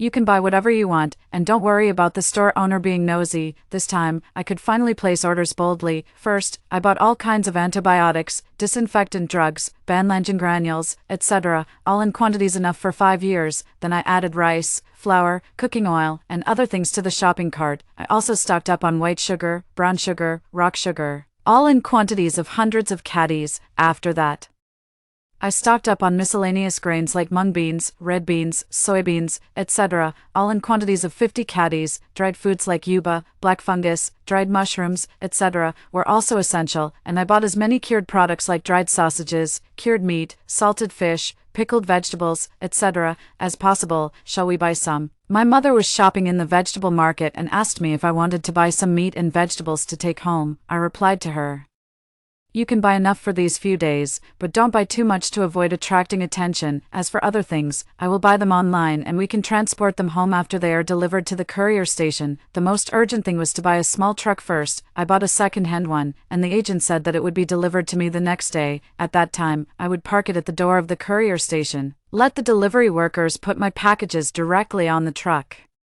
and then I would transport them home at night, trying my best not to attract anyone's attention. At 9:30 in the morning, my mother came back on a small tricycle loaded with bags and boxes. I quickly went to help. Just as we finished unloading the goods, the workers who came to reinforce the fence, install the high-voltage line, and change the iron gate arrived. The iron gate also needed to be replaced. It not only had to be able to pass high-voltage electricity but also be explosion-proof. After all, in the apocalypse, the most terrifying things were often not the zombies but the beasts like my husband and his family. We had to guard against them. Our old house had 3 floors above ground and 1 floor underground, covering an area of more than 300 square meters. Together with the yard, it was nearly 800 square meters. There were solar panels on the roof, and there was a room on the 3rd floor that served as a battery storage room. Since we were on a mountain and had installed photovoltaic panels, the battery capacity was quite large, so even if there was a power outage, it wouldn't affect our normal electricity use. Moreover, there was a well in the yard. The water was pumped from the well to the water storage tank on the roof and then supplied to the whole house, so we didn't have to worry about water and electricity. There was also a vegetable plot and a fish pond. There were chickens and ducks raised in the yard. In my previous life, we could live well even without hoarding goods. If it wasn't for my husband and those beasts, we could have survived for another 10 or 20 years. In short, this time, my mother and I would definitely be able to survive until the end of the apocalypse. As for those beasts, if they dared to show up again, I would definitely make sure they never left. Faith, the workers who came to pick the apples are here. Go and take a look, my mother was calling me. I responded and ran outside. We definitely wouldn't sell the apples, we would keep them all, process them, and then put them in the cold storage. In this way, in the next 2 years, my mother and I could have fresh apples even if we didn't go out. 6. Our cold storage was on the underground floor, covering an area of more than 50 square meters. In the past, the fruits that couldn't be sold out would be stored there first, and they could generally be kept for a year or two without any problem. After I arranged for the workers to process and pack the apples, they were directly carried into the cold storage. At 3:30 in the afternoon, the workers who came to decorate the freezer arrived. The people my mother found were quite reliable. After looking around the basement, they finally chose a room of 50 square meters and promised us that they could finish the work in at most 3 days. I calculated that there were still 9 days until the zombie outbreak. It would be too late to order fresh meat online after the freezer was completed. Early the next morning, I went to the courier station to keep watch, and my mother stayed at home to supervise the workers renovating the house. The credit limit of 120,000 yuan on a certain platform had been used up by me, mostly for buying dried goods, especially for things like black fungus, tremella mushrooms, and shiitake mushrooms, which were light and could be stored for a long time. I stocked up on them like crazy. I also stocked up a lot of black tea and green tea. My mother pays attention to keeping in good health. I also ordered several large boxes of Chinese wolfberries, red dates, and astragalus membranaceus. I must keep my mother in good shape. Next, we needed to move towards sustainable development. After all, no one knew how long the zombie virus outbreak would last and when the national rescue would arrive. So things like rice seeds, vegetable seeds, and fertilizers were essential. Fortunately, my mother had experience in this area and wrote me a list, and I just needed to buy according to it. There were currently more than a dozen red carps in our fish pond. My mother asked the workers to use an excavator to expand it a little today. I directly placed an order online to buy fish fry. Tilapia was the easiest fish to raise that I knew. It often multiplied in large numbers, so I didn't consider other fish and just bought tilapia. I directly ordered 100 of them. I would throw them all into the fish pond. Once they were raised, we wouldn't have to worry about not having fish to eat. 7. I also wanted to get some weapons, but it was absolutely impossible to buy finished products online, so I spent half a day looking for alternatives and finally found one, the Zhuge repeating crossbow. After improvement, its firing range could reach about 100 meters. Coupled with a laser sight and specially made all-steel crossbow arrows, it would definitely be useful in the apocalypse. I couldn't wait to imagine the scene where my husband and those beasts came to find me, and I would stand on the top floor and aim the Zhuge repeating crossbow at their heads. At 6:00 in the afternoon, my truck arrived. I test drove it and it was okay. I directly parked it at the door of the courier station. When my packages arrived, I directly threw them on the truck and would transport them home at night. It would definitely be done without anyone knowing. At a little past 9:00 in the evening, the workers had gone home to rest. My mother and I checked the list of things we needed to do that we had listed before: reinforcing the fence, installing the power grid, changing the explosion-proof iron gate. These had all been done. The expansion of the fish pond had also been done. The freezer was still being built. According to the workers, it wouldn't even take 3 days. They could install the equipment tomorrow and test it. If there were no problems, it could be put into use directly. The progress is quite fast. I took a sip of water. Just then, my phone rang. It was a call from my husband, Mark, asking me when I would go back. I smiled. Soon. I'll stay with my mother for a few more days. Wife, your husband misses you. This scumbag, Mark, I never thought he was so greasy before. I rolled my eyes and didn't say anything. Every time this guy said something like this, he must have something to ask of me. Either he wanted money or there was some trouble with his family that he needed my help with. Sure enough, this guy said, Wife, Mom isn't feeling well. I'm going to take her to the hospital for a comprehensive checkup. 8. In the past, I would definitely have cared about what was wrong with my mother-in-law and then stupidly transferred several thousand or even tens of thousands of yuan over, telling him to take good care of my mother-in-law. Now I was indifferent. Oh, wife, there's no money in my card. Please transfer 8,000 yuan to me first. Mark saw that I didn't mention the money, so he had to bring it up on his own initiative. But even then, I still wouldn't give it to him. I forgot to tell you. My mom wasn't happy these few days. To make her happy, I took her out for a trip and bought her tens of thousands of yuan worth of jewelry at the gold store. Now there's no money in my card, and I was just about to ask you to transfer some to me. How could you do that? Just spend tens of thousands of yuan on your mom like that, and you even took her out to have fun. Heh, Faith, you're really something. That guy immediately got angry and shouted so loudly that my ears were ringing. I directly held the phone away from me and my face turned cold. What's wrong? What's wrong with me spending my own money to make my mom happy? If you want to spend money to make your mom happy, I won't say a word. Even if you want to spend money, you can't spend so much. Just because your mom was unhappy, you spent tens of thousands of yuan. Now my mom is not feeling well and there's no money to take her to the hospital for a checkup. What does that have to do with me? I was so speechless that I laughed. Don't you even understand the basic marriage law? Everyone takes care of their own mother. If you want to blame someone, blame yourself for being incompetent and not having the money to take your mom for a checkup. Instead of having the nerve to yell at me, I directly hung up the phone. What an unlucky thing. I was blind in my previous life to have picked such a scumbag. 9. Don't be angry. See what mom has prepared for you. My mom took out an ice cream from behind her mysteriously. My nose instantly turned sour. It used to be my dad who coaxed me like this. She never let me eat ice cream before, saying that it wasn't good for girls to eat too much cold food. After my dad passed away, I thought no one would ever coax me like this again. Why are you crying? When my mom saw me shedding tears, she quickly leaned over. Is the flavor of this ice cream not right? No, I snatched the ice cream. It's the vanilla flavor that I like. It's just that I thought no one would ever use an ice cream to coax me when I'm sad again. Silly girl. My mom rubbed my head, and her eyes also turned red. From now on, it will be just the two of us, mother and daughter, depending on each other. We should both try to be nicer to each other. Okay, I'll share half of this ice cream with you. I used to be reluctant to share half of it with my dad. My mom laughed with a sound and turned around to get a bowl to divide my ice cream. She really did divide it in half. There are still 7 days until the zombie virus breaks out. The packages I ordered have been arriving one after another. When unloading, I stood by and watched. When I saw that it was my package, I asked them to move it onto the truck. After we were done, I gave each of them a red envelope as a token of gratitude. After being tested by the workers, our cold storage was confirmed to be in good condition and could operate normally. I directly bought shelves online and then ordered fresh meat. I bought beef, mutton, venison, and even yak meat, all in quantities of hundreds of caddies. All these were delivered to my home by SF Express for free. However, I still filled in the address of the courier station. My mom was still at home. The apples hadn't been picked yet. Mainly, the processing and packing were quite troublesome, usually taking 3 to 5 days. My phone showed that Mark had called me more than 99 times and sent more than 30 messages. First, he said that I was being unreasonable. Since I was his wife, I shouldn't be so clear about dividing things with him. He also said that his mom was my mom and that we should treat them equally. 10. I ignored him. He then sent messages saying that we were all family, and forget it. He wouldn't argue with me. I still ignored him. He said, okay.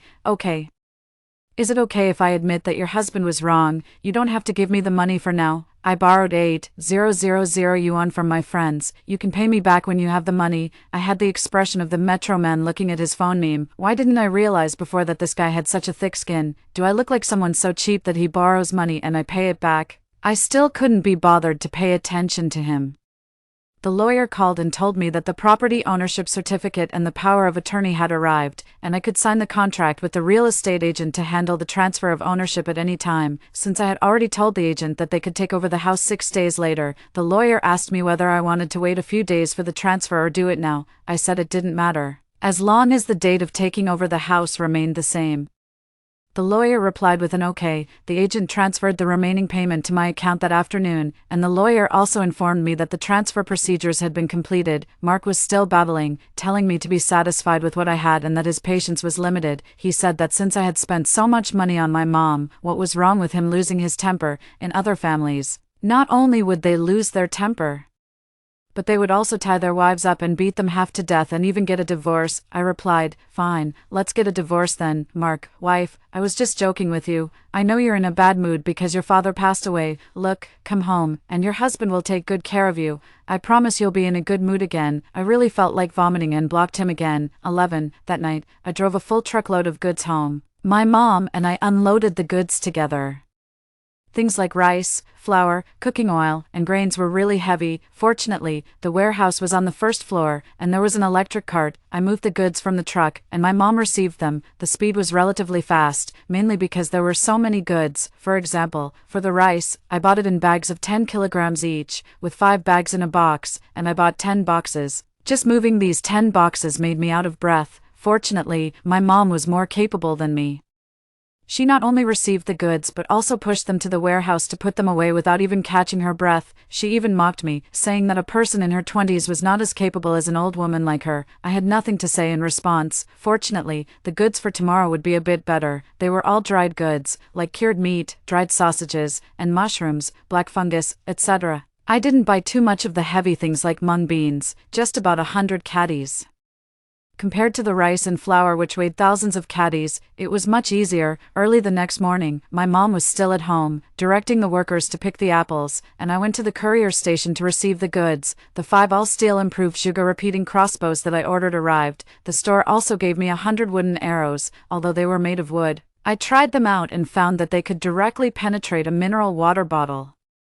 If they were replaced with steel arrowheads, they could definitely shoot through someone's head. According to the dimensions given by the store, I contacted another seller and ordered 5,000 fine steel sharp arrows, and I told them it was for fishing. With the zombie apocalypse approaching, these 5,000 arrows were definitely not enough, so I changed to several other stores, all with the same dimensions, the same fine steel sharp arrows, and the same quantity of 5,000. I made it clear that they must deliver the goods within 3 days, otherwise I would cancel the order directly. When I got home at night, I used my mom's phone to order 10 more Juga repeating crossbows, and then I customized 30,000 fine steel sharp arrows from another store. Anyway, these things wouldn't break, and it was always better to have more. In short, if that scumbag dares to come, I'll shoot his head off. 12. That night, I specifically stood on the rooftop to test the power of the Juga repeating crossbow. The laser sight was especially useful at night. With very high accuracy, it could penetrate a mineral water bottle placed more than 10 meters away outside the yard. If it were replaced with fine steel sharp arrows, the lethality should be even greater. In short, I was very satisfied with the effect. I gave the store a 5-star review. There are still 5 days until the zombie virus breaks out. The fresh meat that I ordered finally arrived. SF Express directly delivered a large truckload of it. I really wanted them to directly deliver the goods to my home and then move them into the cold storage. However, considering that people's hearts were unpredictable, I endured it. It would be tiring, but the most important thing was safety.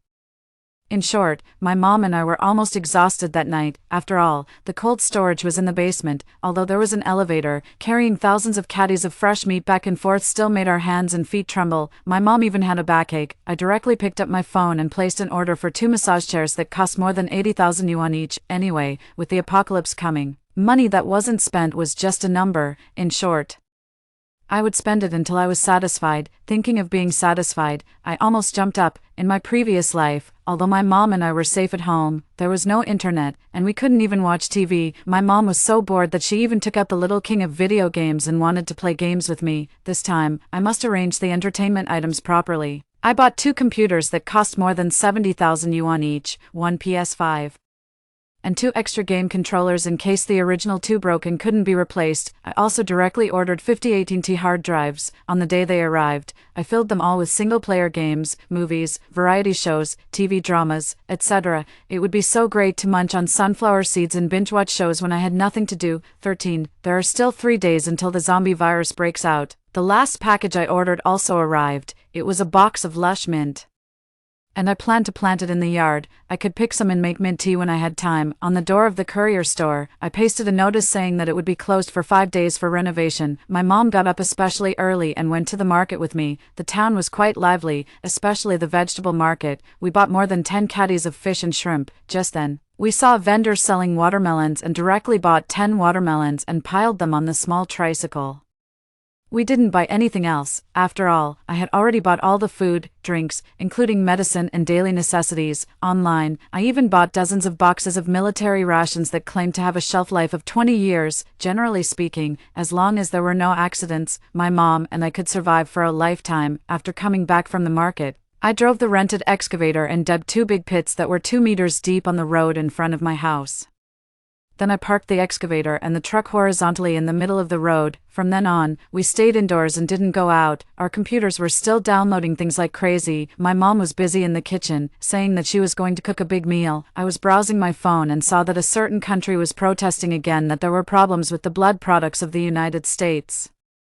The patients who used the blood products not only lost consciousness but also showed aggressive behavior. Our country had already stopped importing blood products from the United States. In my previous life, I had also seen such news and just swiped past it without thinking much. This time, I clicked in, and a comment caught my attention: losing consciousness and being aggressive. Wasn't that just like zombies? Was it possible that those blood products carried the zombie virus? Could it be another biochemical weapon developed by the United States? It was true that the zombie virus outbreak was very sudden. If the blood products really contained the zombie virus, then the people who had used them would become carriers of the zombie virus. Before the carriers got sick, if they had contact with others, such as intimate behaviors like kissing, it was very likely that they would spread the virus. That's why the outbreak was so rapid. I heard that many couples mutated into zombies at once and then pounced on their children and parents, resulting in the whole family being wiped out. 14. Ding-ling-a-ling. I was woken up by the ringtone of my phone early in the morning. It was a call from an unknown number. When I looked again, Mark's blocked number had called more than 99 times. This number must also be from him. I didn't answer and directly blocked it. There were more than 99 messages on WeChat and SMS. Mark asked me why someone came to take over the house and if I had sold the house. After that, there were all kinds of curses, saying that I was crazy and sold the house secretly without telling him. Finally, he also said, "You just wait for me." This was a blatant threat. I picked up the Juga repeating crossbow and shot 6 arrows at the target, without using the laser sight. My accuracy was getting higher and higher. So even if they came during the day, I was confident that I could shoot their heads off at once. In my previous life, 5 days after the zombie virus broke out, they appeared outside my house. I don't know if he will be on time in this life. Anyway, no matter whether it's early or late, the Juga repeating crossbow in my hand is not something to be trifled with. There were more and more videos of people biting others on the internet, and they all said that it was the rabies virus breaking out. I knew that the dormant zombie virus was starting to run rampant. Sure enough, the next morning, the whole internet was filled with news of zombies attacking humans. My phone showed more than 99 missed calls, all from Mark. He sent a message saying that the zombie virus had broken out and told me not to go out. He also said that since I sold the house, they had nowhere to go and could only hide in the neighbor's house, and they didn't have any food left. In my previous life, because I was worried, I kept calling him, asking all kinds of questions, and he even got annoyed with me. Now I didn't reply at all. He probably felt embarrassed or the internet was cut off, and he didn't send me any more messages. 15. On the 10th day after my rebirth, the zombie virus broke out. The whole internet was filled with bloody pictures of zombies biting people. We were on a mountain, and it was originally a place where few people went, so we hadn't found any zombies yet. However, I suddenly thought that I could attract more zombies on the way up the mountain. "Mom, I'm going out for a while." I took the car keys and grabbed the Juga repeating crossbow and rushed out. My mom said behind me, "Where are you going? It's dangerous outside." "I know. I'll be back soon." The second-hand truck that I bought before was now parked horizontally outside the courtyard. I got in the car, turned around, and drove out. I stopped the car without turning off the engine near the middle of the mountain. I used a heavy object and adhesive tape to make the horn keep blaring. Then I got out of the car with the Juga repeating crossbow and ran out. The truck was blocking the middle of the road, and with sufficient battery power, it could keep making noise for several days, which would attract the zombies. It wouldn't be as easy for that guy Mark to come up the mountain as it was in my previous life. I ran up the mountain out of breath and found that my mom was standing at the gate of the courtyard looking around. When she saw me, her eyes instantly turned red, and she shouted at the top of her lungs, "Hurry up and come in, you child. How could you run out when it's so dangerous?" As soon as I got close, my mom pulled me into the courtyard, and my butt immediately got a few slaps. After she closed the door properly, my butt got a few more slaps, and she was scolding me while hitting me. "Let you run out, let you be disobedient. What if something suddenly came out and bit you?" I wasn't bitten, Mom. You don't even know what a great thing I've done." After I told her my plan of attracting zombies to guard our gate, my mom poked my forehead hard with her finger. In any case, don't do it again next time. Come on, I've cooked your favorite braised pork and braised prawns in oil." Great. As a mama's girl, I immediately followed her happily. After I finished my meal, the car was still making noise. I couldn't hear it very clearly in the room, but when I stood on the rooftop, I could clearly hear the sound of the horn. I looked through the telescope for a while and saw a few staggering and extremely slow-moving zombies at the end of the road walking towards the car. 16. The plan was successful. I couldn't wait to see the scene of that guy Mark seeing such a large group of zombies blocking the road.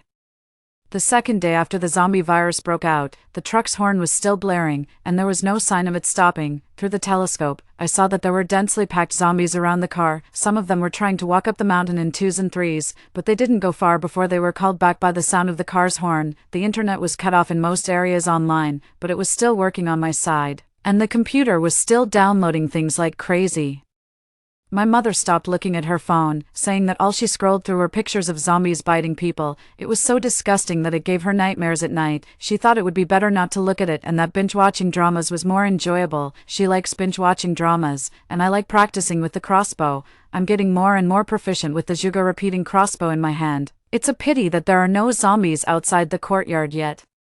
Otherwise, I could have a real practice and see if I can also hit a moving target with one shot with my skills. In the afternoon of the third day after the zombie virus broke out, I was observing the zombies near the truck on the rooftop with a telescope when I suddenly saw a small car driving in at the end of the road. It was Mark. This time, he came 2 days earlier than in my previous life. Fortunately, I had made preparations in advance, and their car couldn't get through. At the end of the road, the car slowly stopped. I guess they saw the densely packed zombies in front and the truck blocking the middle of the road. The location I chose was particularly good. Since the road itself wasn't wide, it could only accommodate 2 small cars driving side by side. There were big trees on both sides of the road, and my truck was still parked horizontally in the middle of the road. It could be said to be blocked tightly, unless they got out of the car and walked. They couldn't go up the mountain. 17. Mom, look, it's Mark and the others. How could I let my mom miss such an exciting scene? I directly called her up to the rooftop to eat melon seeds and watch the show together. The car still hadn't driven away. I guess they were still not giving up. My mom said, "It's blocked like this. He wouldn't still want to go up the mountain, would he?" Daughter, how's your practice with that crossbow? Can you take them out instantly? Me?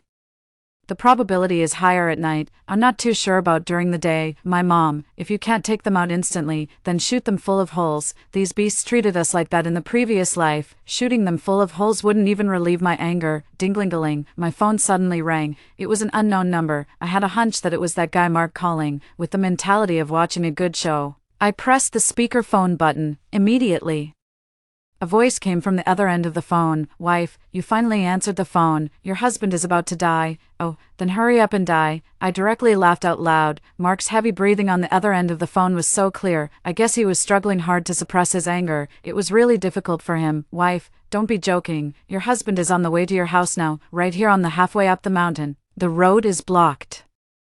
Do you have any way to let your husband pass? As long as your husband is alive, he will love you well and spoil you for a lifetime." "Okay." He lowered his voice. I don't know if he was afraid that the zombies would hear or if he was deliberately making that bubbly voice. It was so greasy that it made my scalp tingle. "Me, tisk tsk tsk, what should I do? I only like a dead husband." "Faith, don't go too far. Now is a matter of life and death.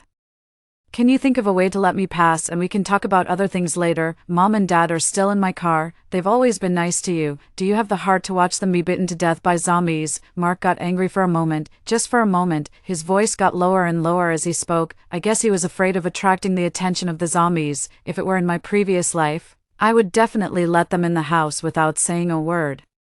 But now I just want to see the zombies bite them to pieces, so I laughed even louder. "I have the heart. Why wouldn't I? It's not just your parents in your car, right? There should also be the female neighbor upstairs. Oh, and your dear son, Mark. Your whole family really loves each other. Even if you die, you have to die together. I'm really happy for you." 18. How could you know? Mark's tone was very bad, and my tone was even worse.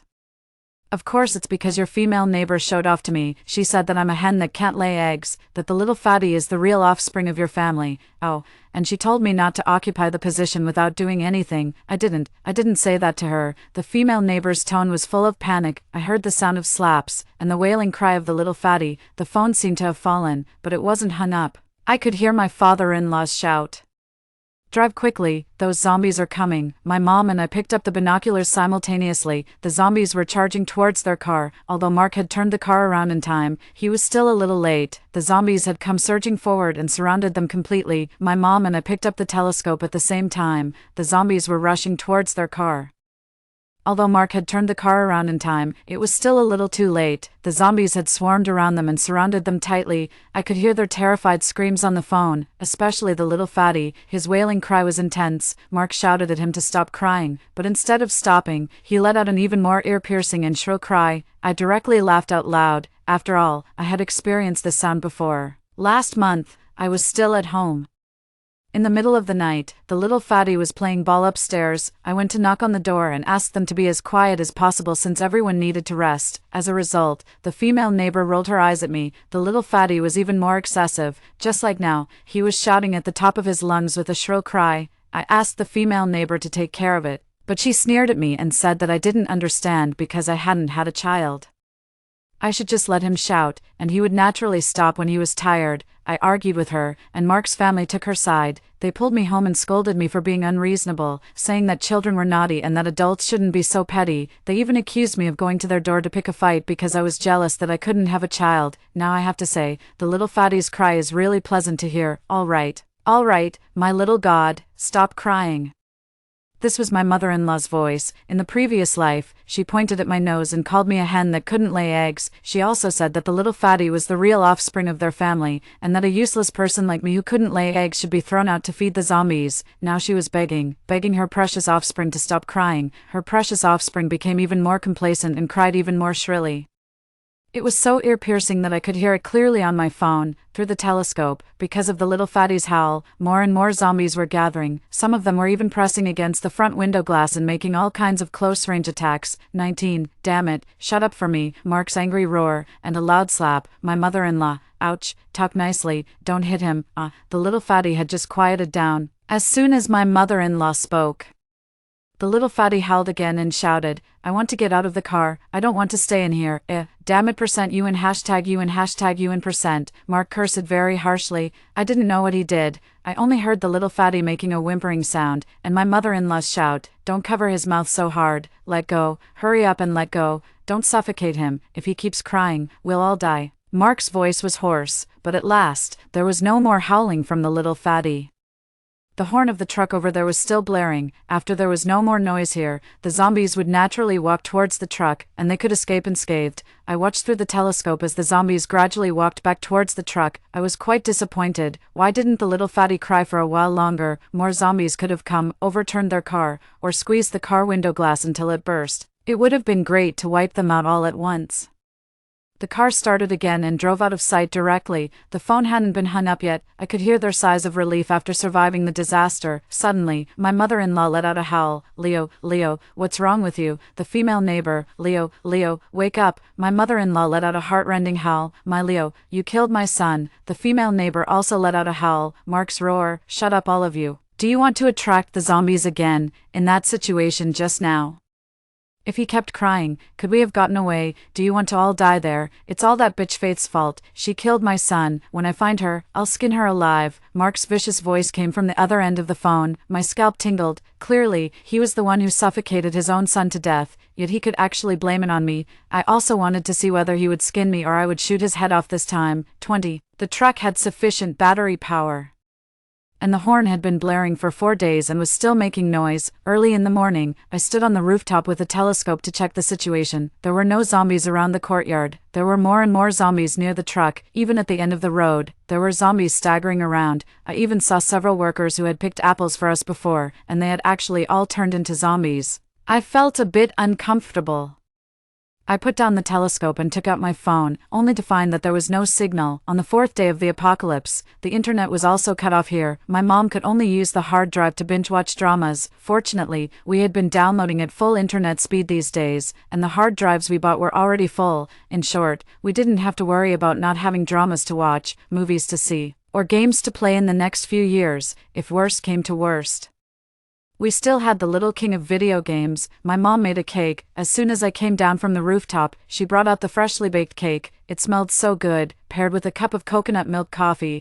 It was simply perfect. Daughter, what do you want to eat for lunch? Mom will make it for you. My mom handed me the tablet, which was full of pictures of delicious food, such as salt and pepper mantis shrimp, spicy stir-fried crabs, honey-glazed chicken wings, crispy streaky pork, garlic-flavored roasted lamb chops, big skewers of beef. It was simply amazing. I asked my mom, "Can I order whatever I want?" "Yeah, order whatever you want. Mom can make it for you." My mom was simply amazing. She was a treasure of a mom. I immediately said, "Spicy stir-fried crabs, garlic-flavored roasted lamb chops, and honey-glazed chicken wings. For the drink, I want watermelon coconut milk." "Mom, would it be too much if I said I wanted a dessert too? Vanilla ice cream?" My mom poked my forehead. "Okay, Mom will satisfy you." Mom, I love you to death." I threw myself into my mom's arms and gave her a loud kiss. This wasn't the apocalypse at all. This was clearly the happy life of this mama's girl. 21. I don't know where Mark and the others have gone or if they're even dead. After the truck honked for 7 days, it stopped making noise. Those zombies scattered everywhere. Many of them fell into the 2 big pits I dug. And some were wandering around outside the courtyard in 2s and 3s. I originally wanted to shoot them. I had already aimed at them when I realized that shooting one zombie with one shot in zombie movies only looked very satisfying. After experiencing it myself, I knew that just aiming at the head of something that used to be human was enough to make me feel physically uncomfortable. Forget it, I might as well keep them to guard the door. The hens in the courtyard laid eggs. Now, the 6 hens can lay 3 or 4 eggs every day, and there is also a rooster that crows every morning. I was originally worried that it might attract the zombies outside the courtyard, but I found that the zombies were just swaying against the wall. After the rooster stopped crowing, they dispersed. There was no danger, and it could even attract them to wander around nearby. The effect of guarding the door was excellent, so I didn't care about it anymore. The chives I planted sprouted. My mom said that chives grew well, especially when it rained. They grew very fast. After cutting one batch, they would grow again. I said that it was just like stock investors. When there was good news, they would rise rapidly, and there would always be more batches to cut, and they could never be completely cut off. My mom: "So you must never invest in stocks. Your dad's former boss was on the verge of jumping off a building because of stock losses back then. I heard that he's at it again recently and has lost several million. His wife has even run away. Me, I can't invest in stocks even if I want to now." Mom: "Besides chives, what other vegetables grow well?" My mom: "There are plenty. For example, water spinach. Look, the mint that you always like to use to make tea also grows very well. You basically don't need to take much care of it. And it will be lush. You even have to cut a batch every now and then to feed the chickens, otherwise, you won't be able to finish eating it at all. Then I'll eat more and not give it to the chickens." I smiled slyly, picked up the bucket, and went to look at the fish. Basically, all the fish fry that I released before had survived. I just need to throw some fish feed in every day. By the time the fish in the refrigerator are finished, these little fish fry will be big enough to eat. It couldn't be more wonderful. 22. On the night of the 8th day after the zombie virus broke out, there were continuous explosions in the small town at the foot of the mountain, and there was a sea of fire. The zombies wandering around near the courtyard were attracted by the sound and swayed down the mountain. I wonder what happened to the people in the town. I sighed and went back to my room to sleep. "Daughter, wake up. There's a car coming." Early in the morning, I was woken up by my mom.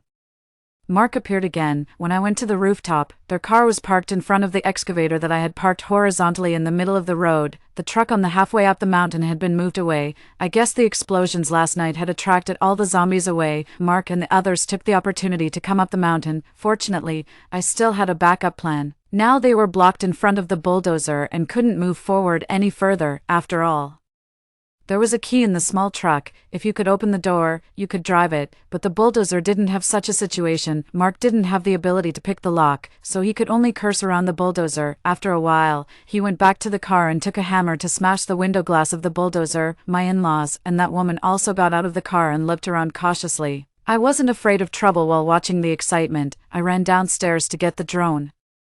This thing had a high-definition camera and could clearly capture Mark and the others in the air. The sound pickup effect was also excellent, and it could even pick up my mother-in-law's muttering clearly. Mark, the female neighbor, was the first to notice the drone and pointed at it and shouted at Mark. He stopped the action of smashing the glass and stared at the drone. The flesh on his face was twitching, and he looked as ferocious as a ghost seeking revenge. 23. Wife, I know you're there.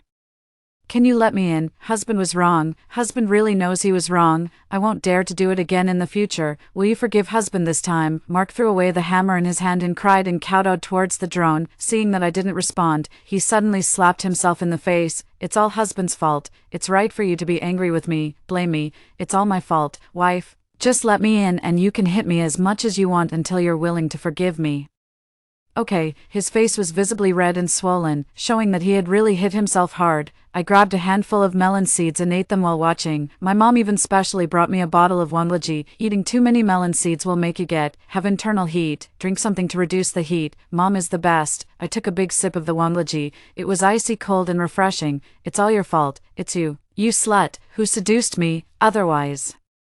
How could I have taken a fancy to you? Seeing that I still ignored him, Mark suddenly turned his anger on the female neighbor. My father-in-law beside him raised his foot and kicked the female neighbor hard, saying, "Hurry up and kneel down to apologize to my daughter-in-law. It's all because of you, you bitch, that caused this mess between them as a couple. I really admire them. They truly are father and son." The female neighbor knelt down crying and howled at the drone. "I was wrong, wife. It's all this bitch who seduced me. She pulled me to a hotel room when I was drunk, and then she said she was pregnant. She cried and made a scene, insisting that I marry her. This bitch doesn't even take a look at herself in the mirror. With her behavior, she doesn't deserve to be my wife." Mark grabbed the female neighbor's hair and stared at the drone. "Wife, I'll avenge you right now." With 2 slaps, he hit the female neighbor in the face. Mark was still cursing foully. "You slut.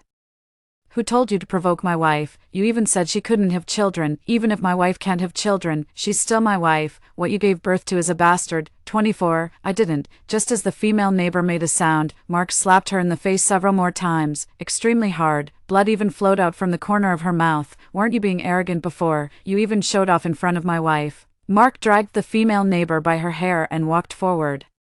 The female neighbor didn't struggle at first, but suddenly she seemed to realize something and struggled violently. "Let go of me, let me go." There was the big pit I dug ahead. When Mark climbed the excavator to smash the window just now, he should have seen the zombies inside. He actually wanted to throw the female neighbor in. "Help, Mom and Dad, save me." The female neighbor howled and clung tightly to Mark, preventing him from throwing her down. She also called for my in-laws, unexpectedly. My in-laws actually pried the female neighbor's hands apart from left and right and helped Mark throw her down. I was horrified. I grabbed the Juga repeating crossbow.